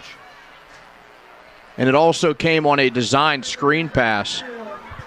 And that is the call, legal man downfield. And that's tough for an offensive lineman, because the play was designed to be a screen pass. You could sort of tell from the start of it, as you saw Mitchell sort of just scoot out of the backfield. He ended up going downfield a little bit more, but the offensive line on that play, they don't know what's going on behind them, and 2 or 3 of those guys know they have to get out there and lead block for the running back. So just a few yards down the field, that's a really tough penalty.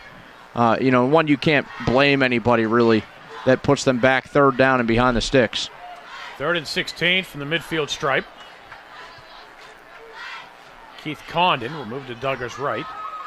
Low snap, Duggar picks it up. Pressure by the Foxes. Running for his life, but pass is complete to Jaden Duggar on the near side. Moves, comes back in. This one will come back, a block in the back. And Duggar goes out of bounds. It'll be a first down, but it's going to be a 10-yard penalty from the spot of the foul.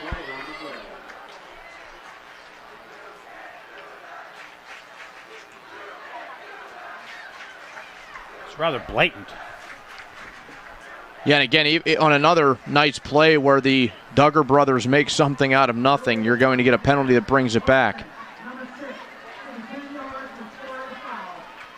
So now you're looking at 3rd and 26. That's going to be 3rd about 20. Oh, yeah, spot of the foul, so it was a little bit upfield. Which I guess you could say is fortunate, but again, it pushes you way back. 20. I mean, you started at the 44. Now you're back at the 45, the other 45. So it's 3rd and 21.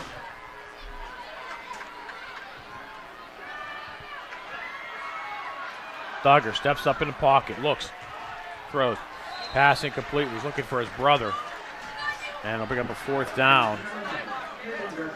And Rosemeyer will come on to punt for Penn Hills. So I don't know if it's a matter of Fox Chapel doing their job or just Penn Hills with the mistakes. Yeah, I mean, I guess it would be a little bit of both, but those were two big penalties on that drive. Again, the offensive lineman downfield, really a tough one to call because of how close it was to the line of scrimmage, and given that it was a running back screen being the play call, that's just a tough one to fall on some poor offensive lineman. Then you get the crackback blindside block that really puts the drive back. Rosemeyer gets the kick away. Nice one. Caught at the 30-yard line. No fair catch called for. Penalty flag will come in. Trying to make something. There was Jacob DeMott.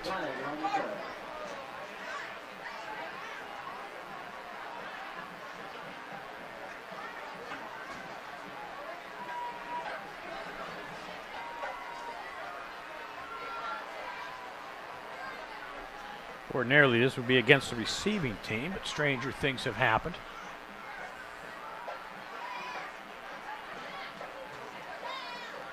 Oh, DeMott didn't call for fair catch, did he? The officials look a little bit confused, trying to figure out what to call here.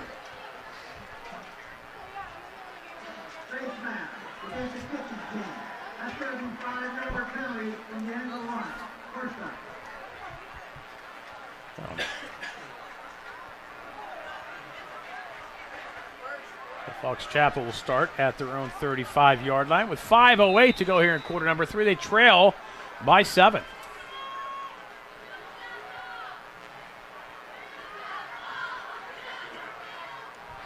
Dietz looking this way, flushed out of the pocket, and he's going to be sacked.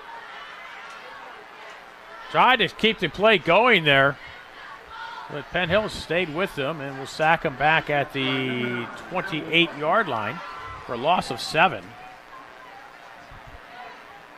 Again, the Penn Hills defense just getting after it. I love defensive football. You can almost say it's old school. You barely see it. You barely see it at any level. I mean, everything's anymore. all RPO and all this running this and that, and points. I tell you, I love watching a good defensive game, especially when one or two good offenses are involved.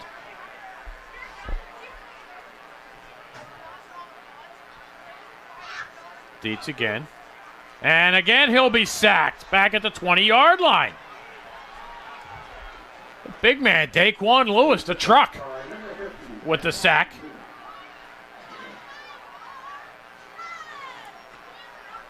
Now it'll be 3rd and 25.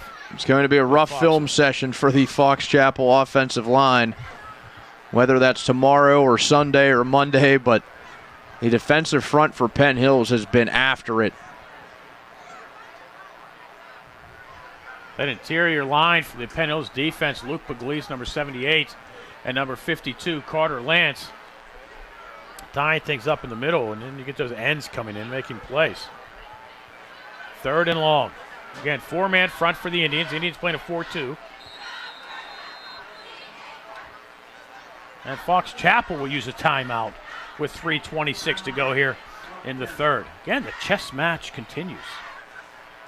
And we're seeing timeouts used a little bit earlier in the second half that could be key as we get down the stretch. About 15 minutes of game time is left. Penn Hill's holding that 1 touchdown lead. It's interesting. You talked about the field position and also the possession, time of possession. Penn Hill's in their victory over Upper St. Clair killed the last 9-12 of the game with a long drive. 9-12. You see that in high school. That's more impressive than even scoring a touchdown of any length. I mean, that takes just a certain mentality to have your offense go out there and be able to take out 9+ minutes on the clock. And it could be a situation tonight where one of these offenses with maybe not quite 9 minutes, but 6 or 7 go out there and try to finish off this game. Dietz with Thomas to his left will throw. Pass over the middle, and it's almost picked off. That would have been a tough one to come up with for the Indians. Micaiah Macy. He laid out for that one. But it brings up a 4th down, and the punting unit will come on. And now you're looking at possible changes in field position here. As Fox Chapel went backwards. They went backwards 15 yards. We've seen a couple of fancy punt returns tonight from the Indians. Not a big one from Chase Barney last time, but it's still netted about 15 more yards than what it would have. And then that punt from earlier in the game, Cameron Thomas, that set up the first touchdown of the night for the Indians. Fox Chapel gets the kick away. It's going to head towards Barney, who lets it bounce. And it kind of goes dead. It took a bit of an Indian bounce and then rolled back this way. And Penn Hills will take possession with 3:08 to go here in quarter number 3. Good field position at their own 46-yard line. So about where they were.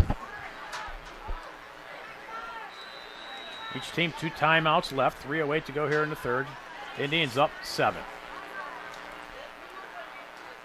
Bill Navari along with Donny Chedrick. Great to have you along.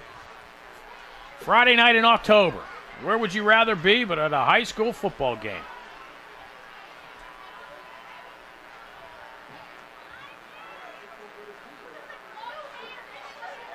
Dogger's throw to Dogger, and he's unable to hold on to it. That would have been a tough one there. Fox Chapel able to break it up and brings up a 2nd down and 10. You'll be busy tomorrow, will you not? I will. Where will for those who don't know, you are the color man for the St. Vincent Bearcats. The Bearcats are at home tomorrow, a matchup with Grove City. And Grove City has quickly become one of the top dogs in the PAC. They have. St. Vincent Bearcats, a special place in our hearts. Mitchell.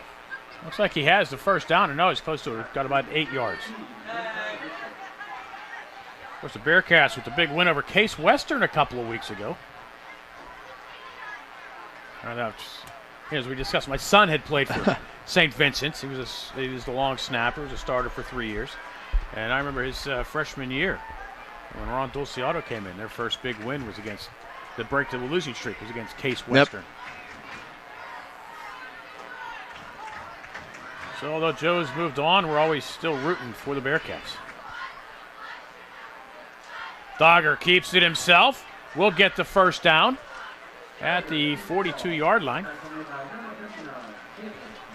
Might have been some miscommunication there, but it didn't hurt Duggar anyway. He does get enough yardage, and that's where having a 3rd and short, which we haven't seen much tonight for Penn Hills, that's where having that luxury helps out, because if that happens on a 3rd and 8, 3rd and 10, even longer than that, that's not going to result in first down yardage, and you're likely bringing the punting unit back out. But the offense stays out there and a chance to drive further into Fox Chapel territory and eat more clock.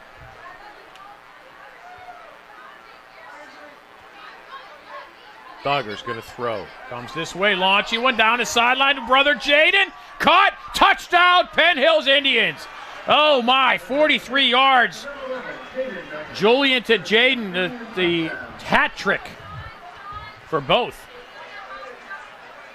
And third touchdown pass, third touchdown reception. Duggar with a potential dagger. Now a 2-score lead for the Indians late in this third quarter. And with the offense struggling mightily for Fox Chapel and the offense coming alive on that visiting sideline, a lot of pressure is going to be on the home team. Touchdown coming with 1:36 to go here in the third. That's the first long bomb we've seen. And Owen Williams remains perfect on the season.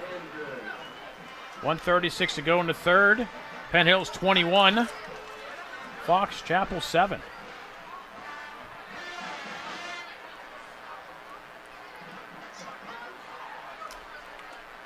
You know, I have to tell you, just as an aside here, since we have a break, is it, you know, all these kids, they're trying to get their film out and everything, and the one thing that always dismays me to see is when these kids always say D1 or bust, D1 or bust. I mean, there are such opportunities out there, D1, D2, but I'm always encouraging kids to look at the opportunities at Division III. These great academic schools, you get, you know, the academic scholarships that, you know, you keep for all 4 years. The money that you get, and you get up and you're playing quality football. You know, I know my son had an opportunity. He decided to go to St. Vincent because he didn't want to wait till his senior year to get on the field.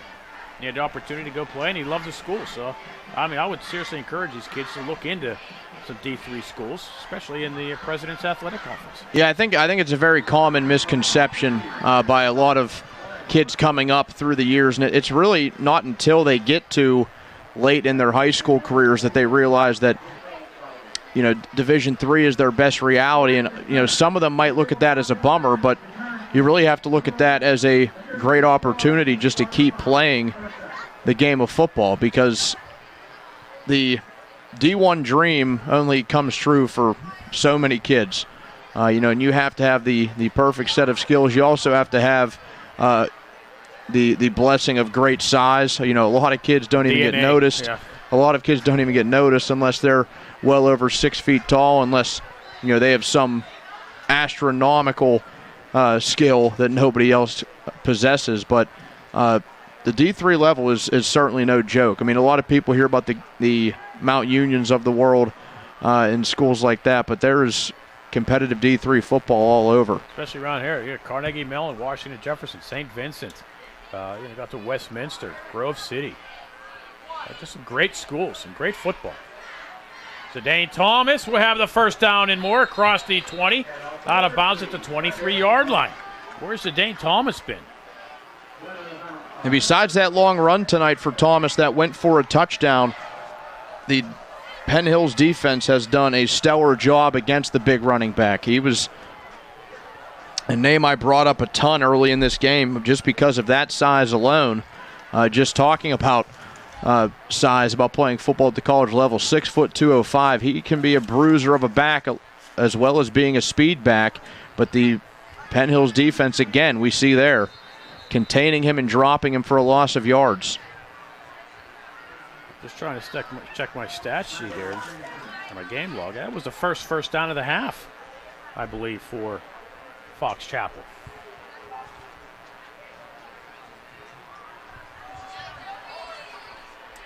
And there's an injured Fox on the field. Thomas with the carry, lost a couple yards. Penn Hills is waiting for him.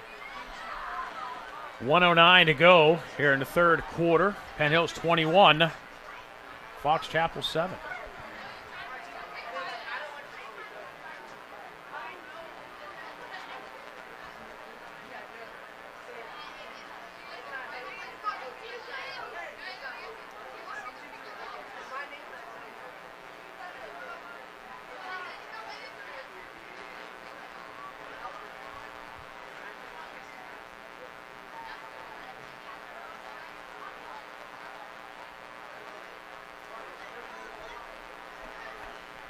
Any scoring updates out there? It is still 13-7. North Hills. Pine Richland is driving that game early in the fourth quarter at Martirelli Stadium.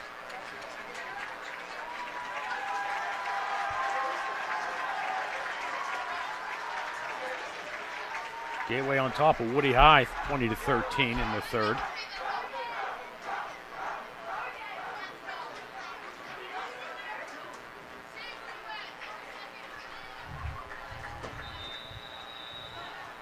Again, that Moon Upper St. Clair game at 14-10 looks like a nice matchup.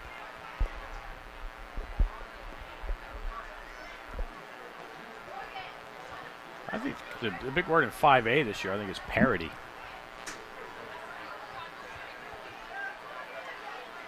Yeah, you really see that any matchup can go either way. The anybody can beat anybody mantra. Dietz over the middle, throws downfield, a pass tipped. Incomplete. Chedrick Starkey was saying the ball was coming right to me and you guys tipped it away. But now it's key third down for Fox Chapel, 3rd and 12. Yeah, Dietz took a hit when he threw that football. He was tough and stayed in the pocket.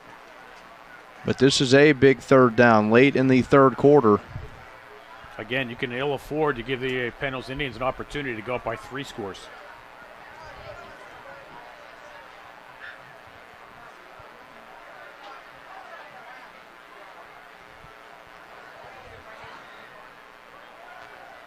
Dietz looks for somewhere to go, chased by Pugliese.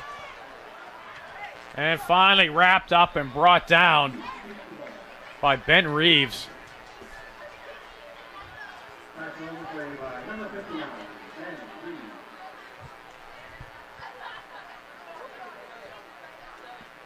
Picked up probably about 8 yards, but still be about 4 yards short of the first down. It'll be 4th down.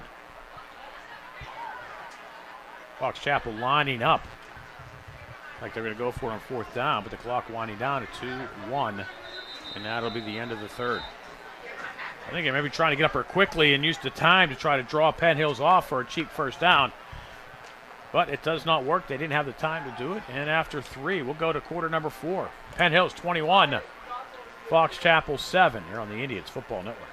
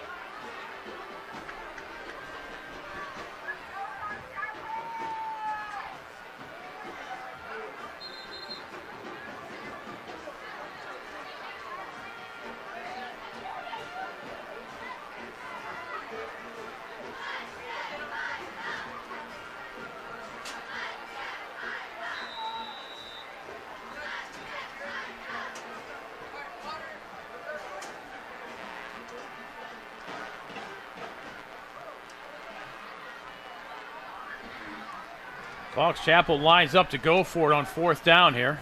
You think they're going to try to draw them off, or they're going to run a play here? No, they're going to run a play. 4th and 3. And a penalty flag comes in. This is going to go against Fox Chapel. Yeah, it looks like one of the wide receivers out on the edge jumped a little bit early, and that will probably kill the opportunity to go for it. Here comes the punting unit.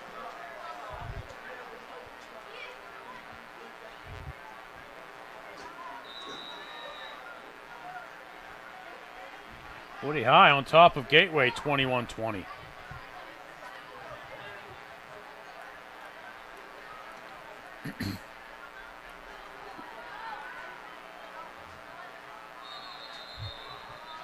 And another penalty flag comes in. It's not a delay.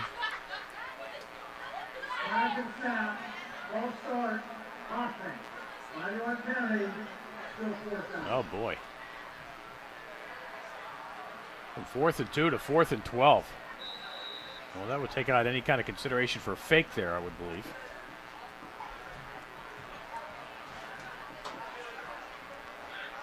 Oliver Smith gets the kick away.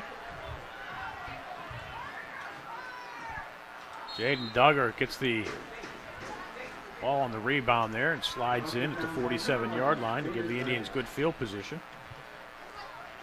11:49 to go here in the fourth quarter. The Indians up 21-7. We'll have the ball in Fox Chapel territory at the 46-yard line. And you're talking about an opportunity to really seal the deal now, Donny Chedrick. Yeah, touchdown drive from the Indians, or even a drive where, I know they don't have far to go, but even if you take some minutes off this clock in the fourth quarter, that could be enough to really put it away. Maybe if they had more field to cover, but a touchdown drive would all but do it.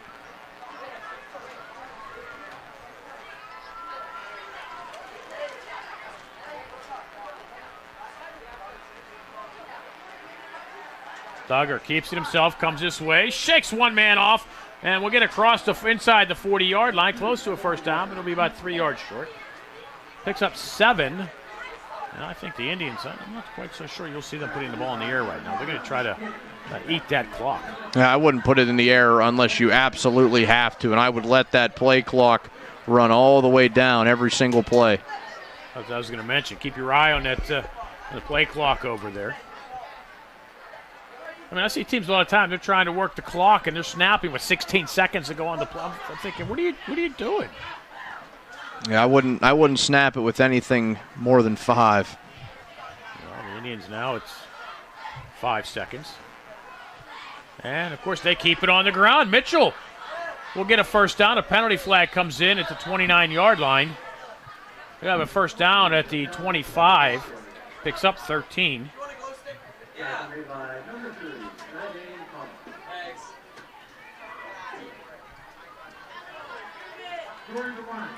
Holding. Offense, number 11. 10 yards and spoil 5. He plays second down. Well, basically, it's a 1-yard penalty.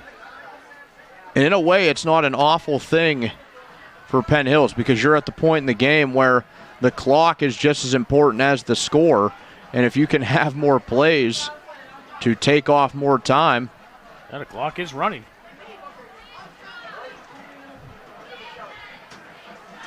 Duggar will throw, and pass incomplete.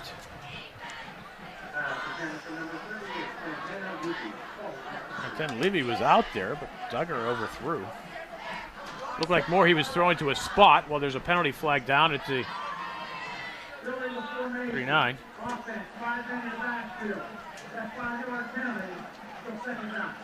Legal formation for the Indians. And they get to run it a second down again.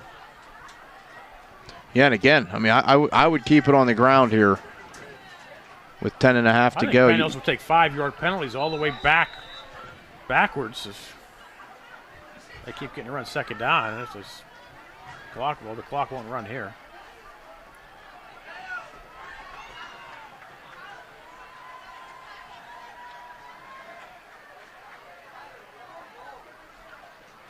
Duggar throwing downfield towards Cochran, and they're unable to connect. Cochran with a valiant effort laying out for it. That's incomplete, brings up a third down. Again, surprised the Indians throwing? Yeah, throwing the ball on second down. Now you sort of back yourself into a corner where maybe you have to throw it on third down. However, they're in that spot in the field where you could consider this 4-down territory unless you take a big loss of yardage. Well, depending on what you get, but I would think you'd want to run the ball and you could get the game clock under 10 minutes, and then you're going to try to pin Fox Chapel deep if you punt. So much for that one. Duggar throwing downfield towards Chase Barney, and just a bit far. The fall incomplete, and now the punting unit will come on.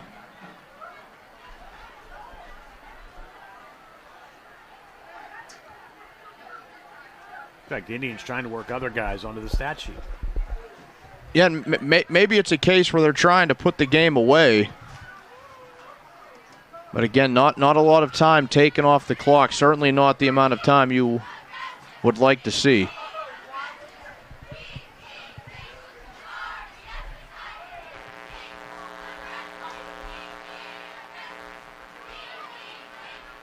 High kick. This at the 15, rolls towards the end zone, and the Indians unable to save it.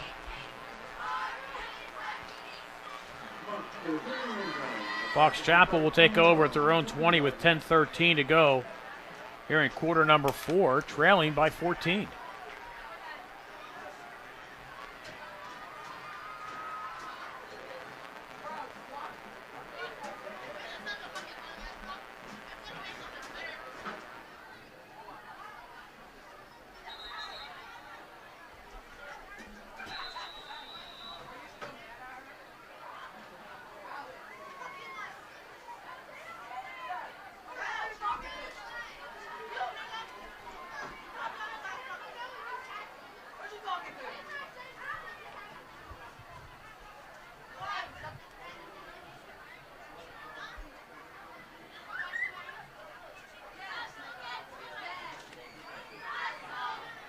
Danny Thomas wrapped up in the backfield. There he is, the mystery number 81, and we find out is Robert Evans. Made some plays in that first half and makes another one early in this fourth quarter. Aside from those 2 runs by Thomas, the 35-yard touchdown and the 13-yarder, he's been held pretty much in check. Yeah, coming into tonight, 97 carries, 714 yards, 9 touchdowns. He had the touchdown run tonight, but has not done really anything since. Dietz looking. Gets it out to Thomas, and Penn Hills is right there. At the 21-yard line. This will be a 4-yard pickup. It'll be 3rd and 9. Little safety valve release, Dietz to Thomas. And that really does nothing for Fox Chapel. In fact, it was worse than that the pass was completed. I know that they're not always thinking that on the field, but the clock continues to run. The pass goes for about a 2 or 3 yard gain on 2nd down. Now you're at a 3rd and 9, so you do gain 2 or 3 yards, but the clock does move.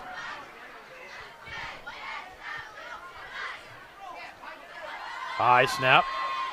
Dietz pass. Picked off. Chase Barty inside the 20-yard line. Looks for somewhere to go. Indians will have possession at the 18. Penalty flag back at the 14-yard line. Are we going to get a roughing the passer call?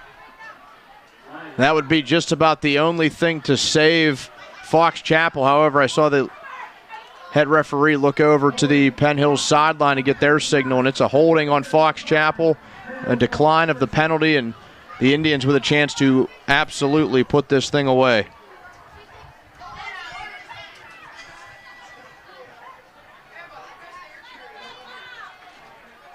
The line tonight has been phenomenal for the Penn Hills Indians.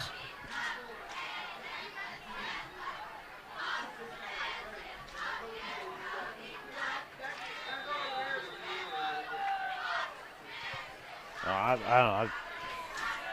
We've discussed all night, run the ball, eat the clock here, but who knows? Turnover like that, it's usually like, hey, take a shot at the end zone on the first play. And it looks like Penn Hills might want to do that. Duggar, happy feet, comes this way, looks for somewhere. The left-handed quarterback throws towards the end zone, has the man, but the pass is going to be down to the 1 yard line. Rayon Strader, his first reception of the night. It'll be 1st and goal, Penn Hills.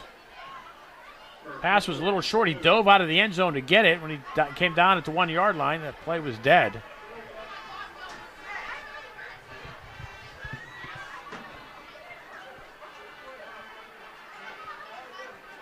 Wow, what an opportunity here for Penn Hills to put this one away.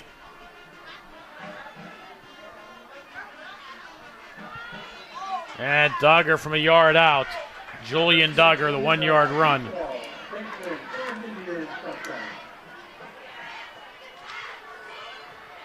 And Penn Hills now up 27-7. I did not expect Penn Hills to blow this one open the way they have. 27 unanswered, possibly 28 unanswered. It'll be a huge road win, a conference win, a shorthanded win.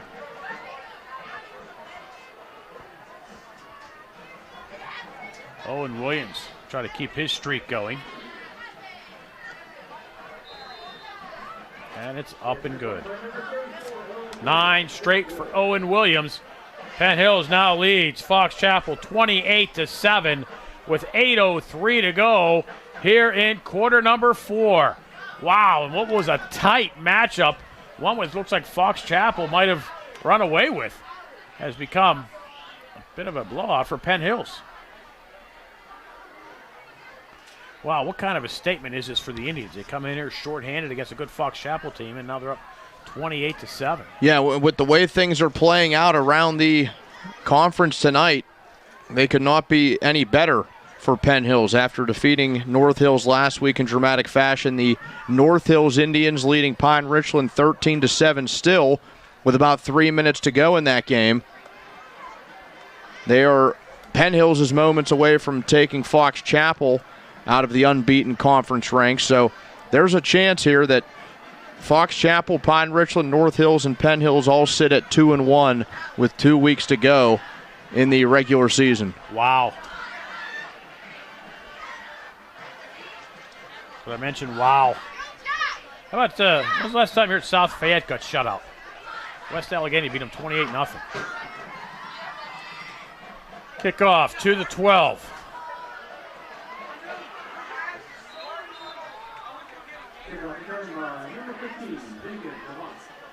Jake DeMott get Fox Chapel out to the 34-yard line. Now I think we're going to have to see Colin Dietz putting this one up. He'll afford short runs by Zidane Thomas here unless he's able to break one. Yeah, it'll really be the final try for Fox Chapel. Under 8 minutes to go in this game, you're down by 3 scores. And if Penn Hills gets the football back, under no circumstance should that football be put into the air.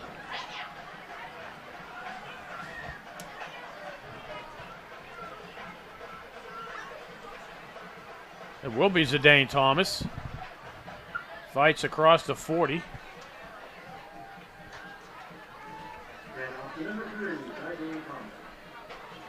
Gateway is retaking the lead against Woodland Hills.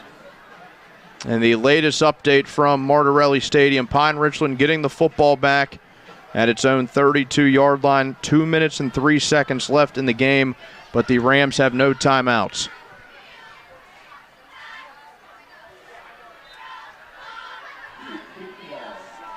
Dietz keeps it himself. We're just short of the first down. Or does he get the first down? They're saying he did get the first down. They gave him the roll. Clock will stop. Now the clock continues to run. 7:10.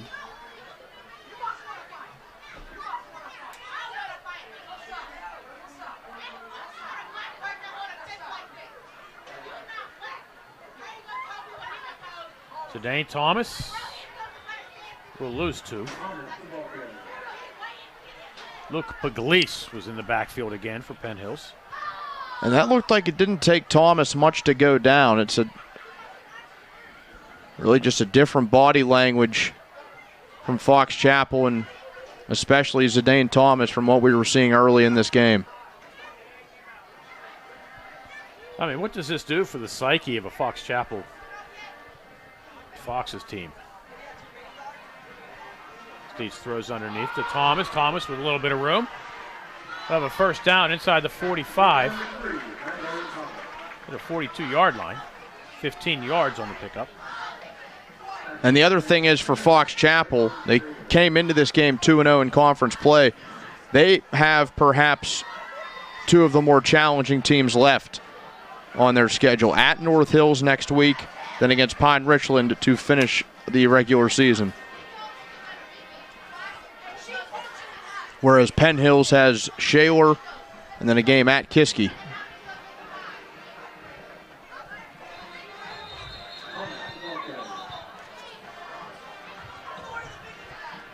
Almost for no gain.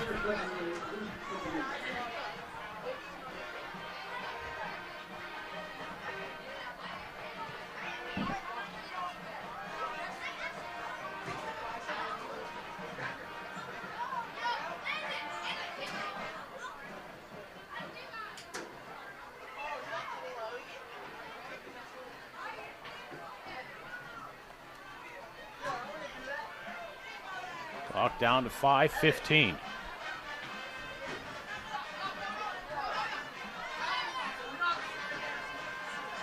But Gleese again into the backfield. Dietz able to avoid him. Gets the pass away. Too high for Max Germanos. Pugliese just bulldozing the man in front of him. It almost looked like he came in unblocked because the bull rush was so good. Stops the clock with 5:07 to go.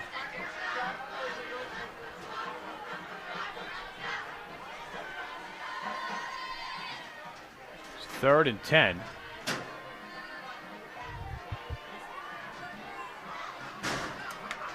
By the way, Mister, we did not thank Dink Loughran for the refreshments at halftime. Dink fed us. Thank you, Dink. Penn Hills girl. Coach Loughran's wife, but she loves her Indians. Well, except when they play Fox Chapter.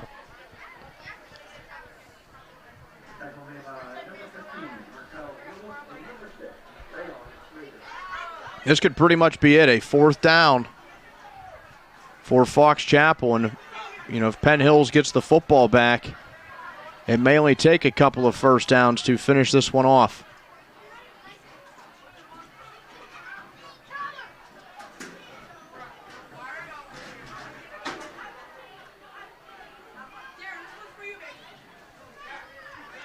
Dietz pass tipped, incomplete. The Indians will take over.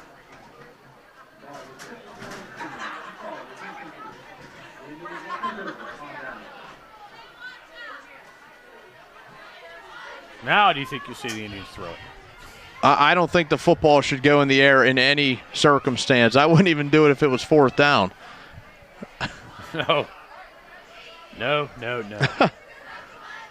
I would just try to roll with the 3 yards and cloud of dust strategy. I think you run it, see if Fox Chapel uses their timeouts. They have 2 left. If you're Tom Loughran, do you use them?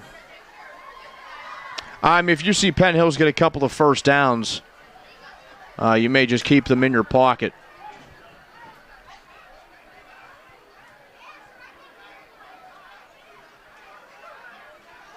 Mitchell, left side.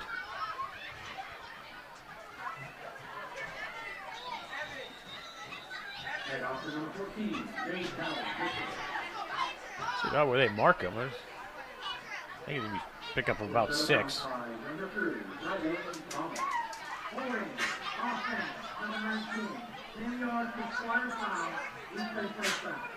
The holding call against Penn Hills. Will negate the play. But at this point in the game, it's really not a huge deal. No, they lose 4 yards on the penalty, and it's still first down. So, it took 20 seconds at one play. And he was downfield.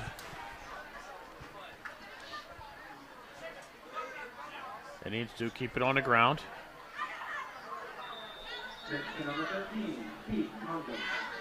Keith Condon stays in bounds.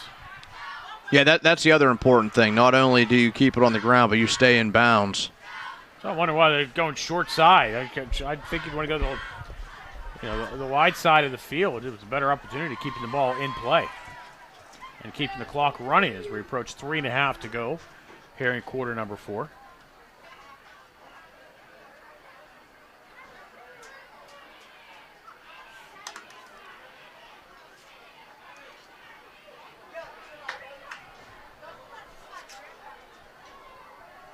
Dogger keeps it himself. Close to a first down.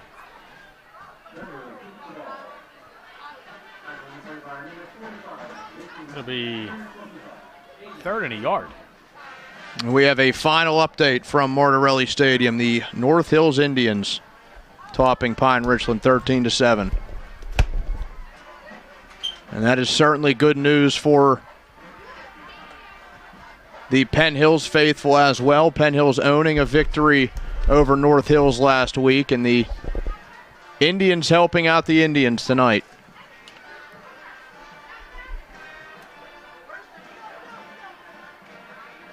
Condon will fight ahead for the first down as he gets to 50 and then gets slammed. Hey, it's football. Tackle made by number 21, Louis Benson, and number 3, Donny. First down is you. Penn Hills can run his play clock down and not take the snap until close to 2 minutes. I mean, when do you start thinking about taking a knee? It could just take one more first. It might not even take another first down. Because it does not appear like Fox Chapel is using timeouts. It's 2 minutes to go. They still got another 15 seconds to go on the play clock. And they snapped it with 14 to go. Calling it for no gain.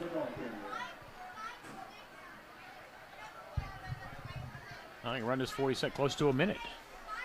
They could do the victory formation right now, and it would take it down to next to nothing. You'd have a minute when you snap the football here.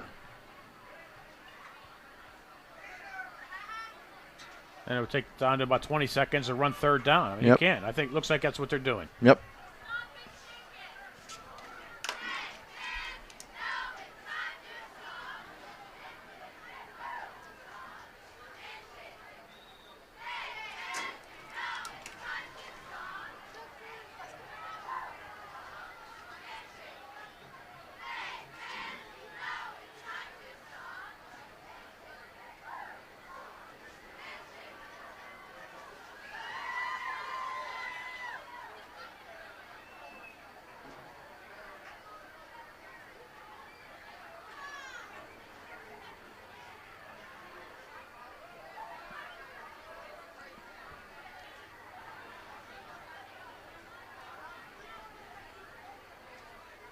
Final play of the game. Indians take the knee.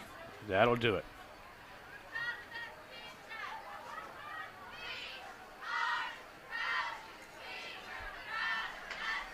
"20 seconds remain on the clock, but nobody needs, Penn Hills does not need to run another play. And the final score, Penn Hills 28, Fox Chapel 7, in a game where the Foxes led 7-0, I believe, after one. Yeah, it was 7-0 after one. The Penn Hills offense looked pretty dormant. Both offenses took a while to get going, but we saw the Penn Hills offense finally find its groove in that second half. We thought that the offenses might get more comfortable. Only one did, and it was the Indians that got the job done. 28 unanswered to finish this game. They do it in a shorthanded way, and the coaches and players are going to find out some other pretty good news when they get into the locker room. Well, actually both teams really with that Pine Richland loss. Really, the game was tied at 7 at the half. Fox Chapel got the ball to start half number 2. They promptly fumbled, gave Penn Hills great field position. Penn Hills was going to kick a field goal. Fox Chapel jumped off sides, gave them a 1st and goal. Penn Hills went into the end zone 14-7, and it was all Penn Hills after that. Yeah, and the Duggar-to-Duggar connection was a real one tonight. And it wasn't a great game through the air for Julian Duggar. He ran around a lot, not for the success that he had last week, but whenever he had to, he completed passes to his older brother, and 3 times he did so for 6 points. Well, as you mentioned, we now have a 4-way tie for first place in the Northeast Conference. I'm not quite sure anyone wants to try to figure out who's actually in first with all the tiebreakers. But Penn Hills, Fox Chapel, North Hills, and Pine Richland all at 2-1 in the Northeast Conference. And Penn Hills has Shaler and Kiski left. Fox Chapel, North Hills, and Pine Richland. Obviously, Fox Chapel, the toughest road to hoe. I think Penn Hills with an advantage here to go to finish 4-1 in conference play. So Penn Hills, theoretically, they win out with those 2 games that they should win. Tie for the conference championship, depending on what transpires elsewhere. Yeah, and you used the word parity earlier, and I think that's so true with this Northeastern Conference, because even though Penn Hills on paper has the easier route. Who knows what could happen in those final 2 games. Now, Fox Chapel, they face perhaps the two of the 3 toughest teams remaining for them. So to finish out their season, they basically had the 3 best teams in the conference back to back to back. They got one tonight. They lost. Now they have North Hills and Pine Richland in back-to-back weeks to finish it out. Well, we mentioned Penn Hills has to travel to Kiski, which is always a difficult place to play. And again, as you mentioned earlier, the Cavaliers started the season 5-0 in non-conference play. But they ran into a buzzsaw whenever they hit conference play. So we'll just see, if the Indians can win the games they need to win. If Fox Chapel can knock off one or both of either North Hills or Pine Richland to get us some seeding for the playoffs. I mean, who knows? Who knows where this all will wind up? With Pine Richland losing tonight, really, it could be anybody's conference. Yeah, it's all over the place. It is going to be a jumble down to the final weeks. You don't always get that in high school football, so it's pretty fun that the final 2 weeks of the regular season come with 4 teams tied for the top spot. Well, the Indians wanted to come in tonight and beat up on the Foxes, but now the Indians have become the Fox Chapel Foxes' biggest supporter, hoping the Foxes can win one or both of their final games, which would give the Indians a potential conference championship, especially if a win if they could beat the Pine Richland Rams. So once again, the final score from Fox Chapel, the Penn Hills Indians victorious. They defeat the Fox Chapel's Foxes by a score of 28-7. For my broadcast partner, Donny Chedrick, I'm Bill Navari. Thank you for watching the Penn Hills Indians Football Network.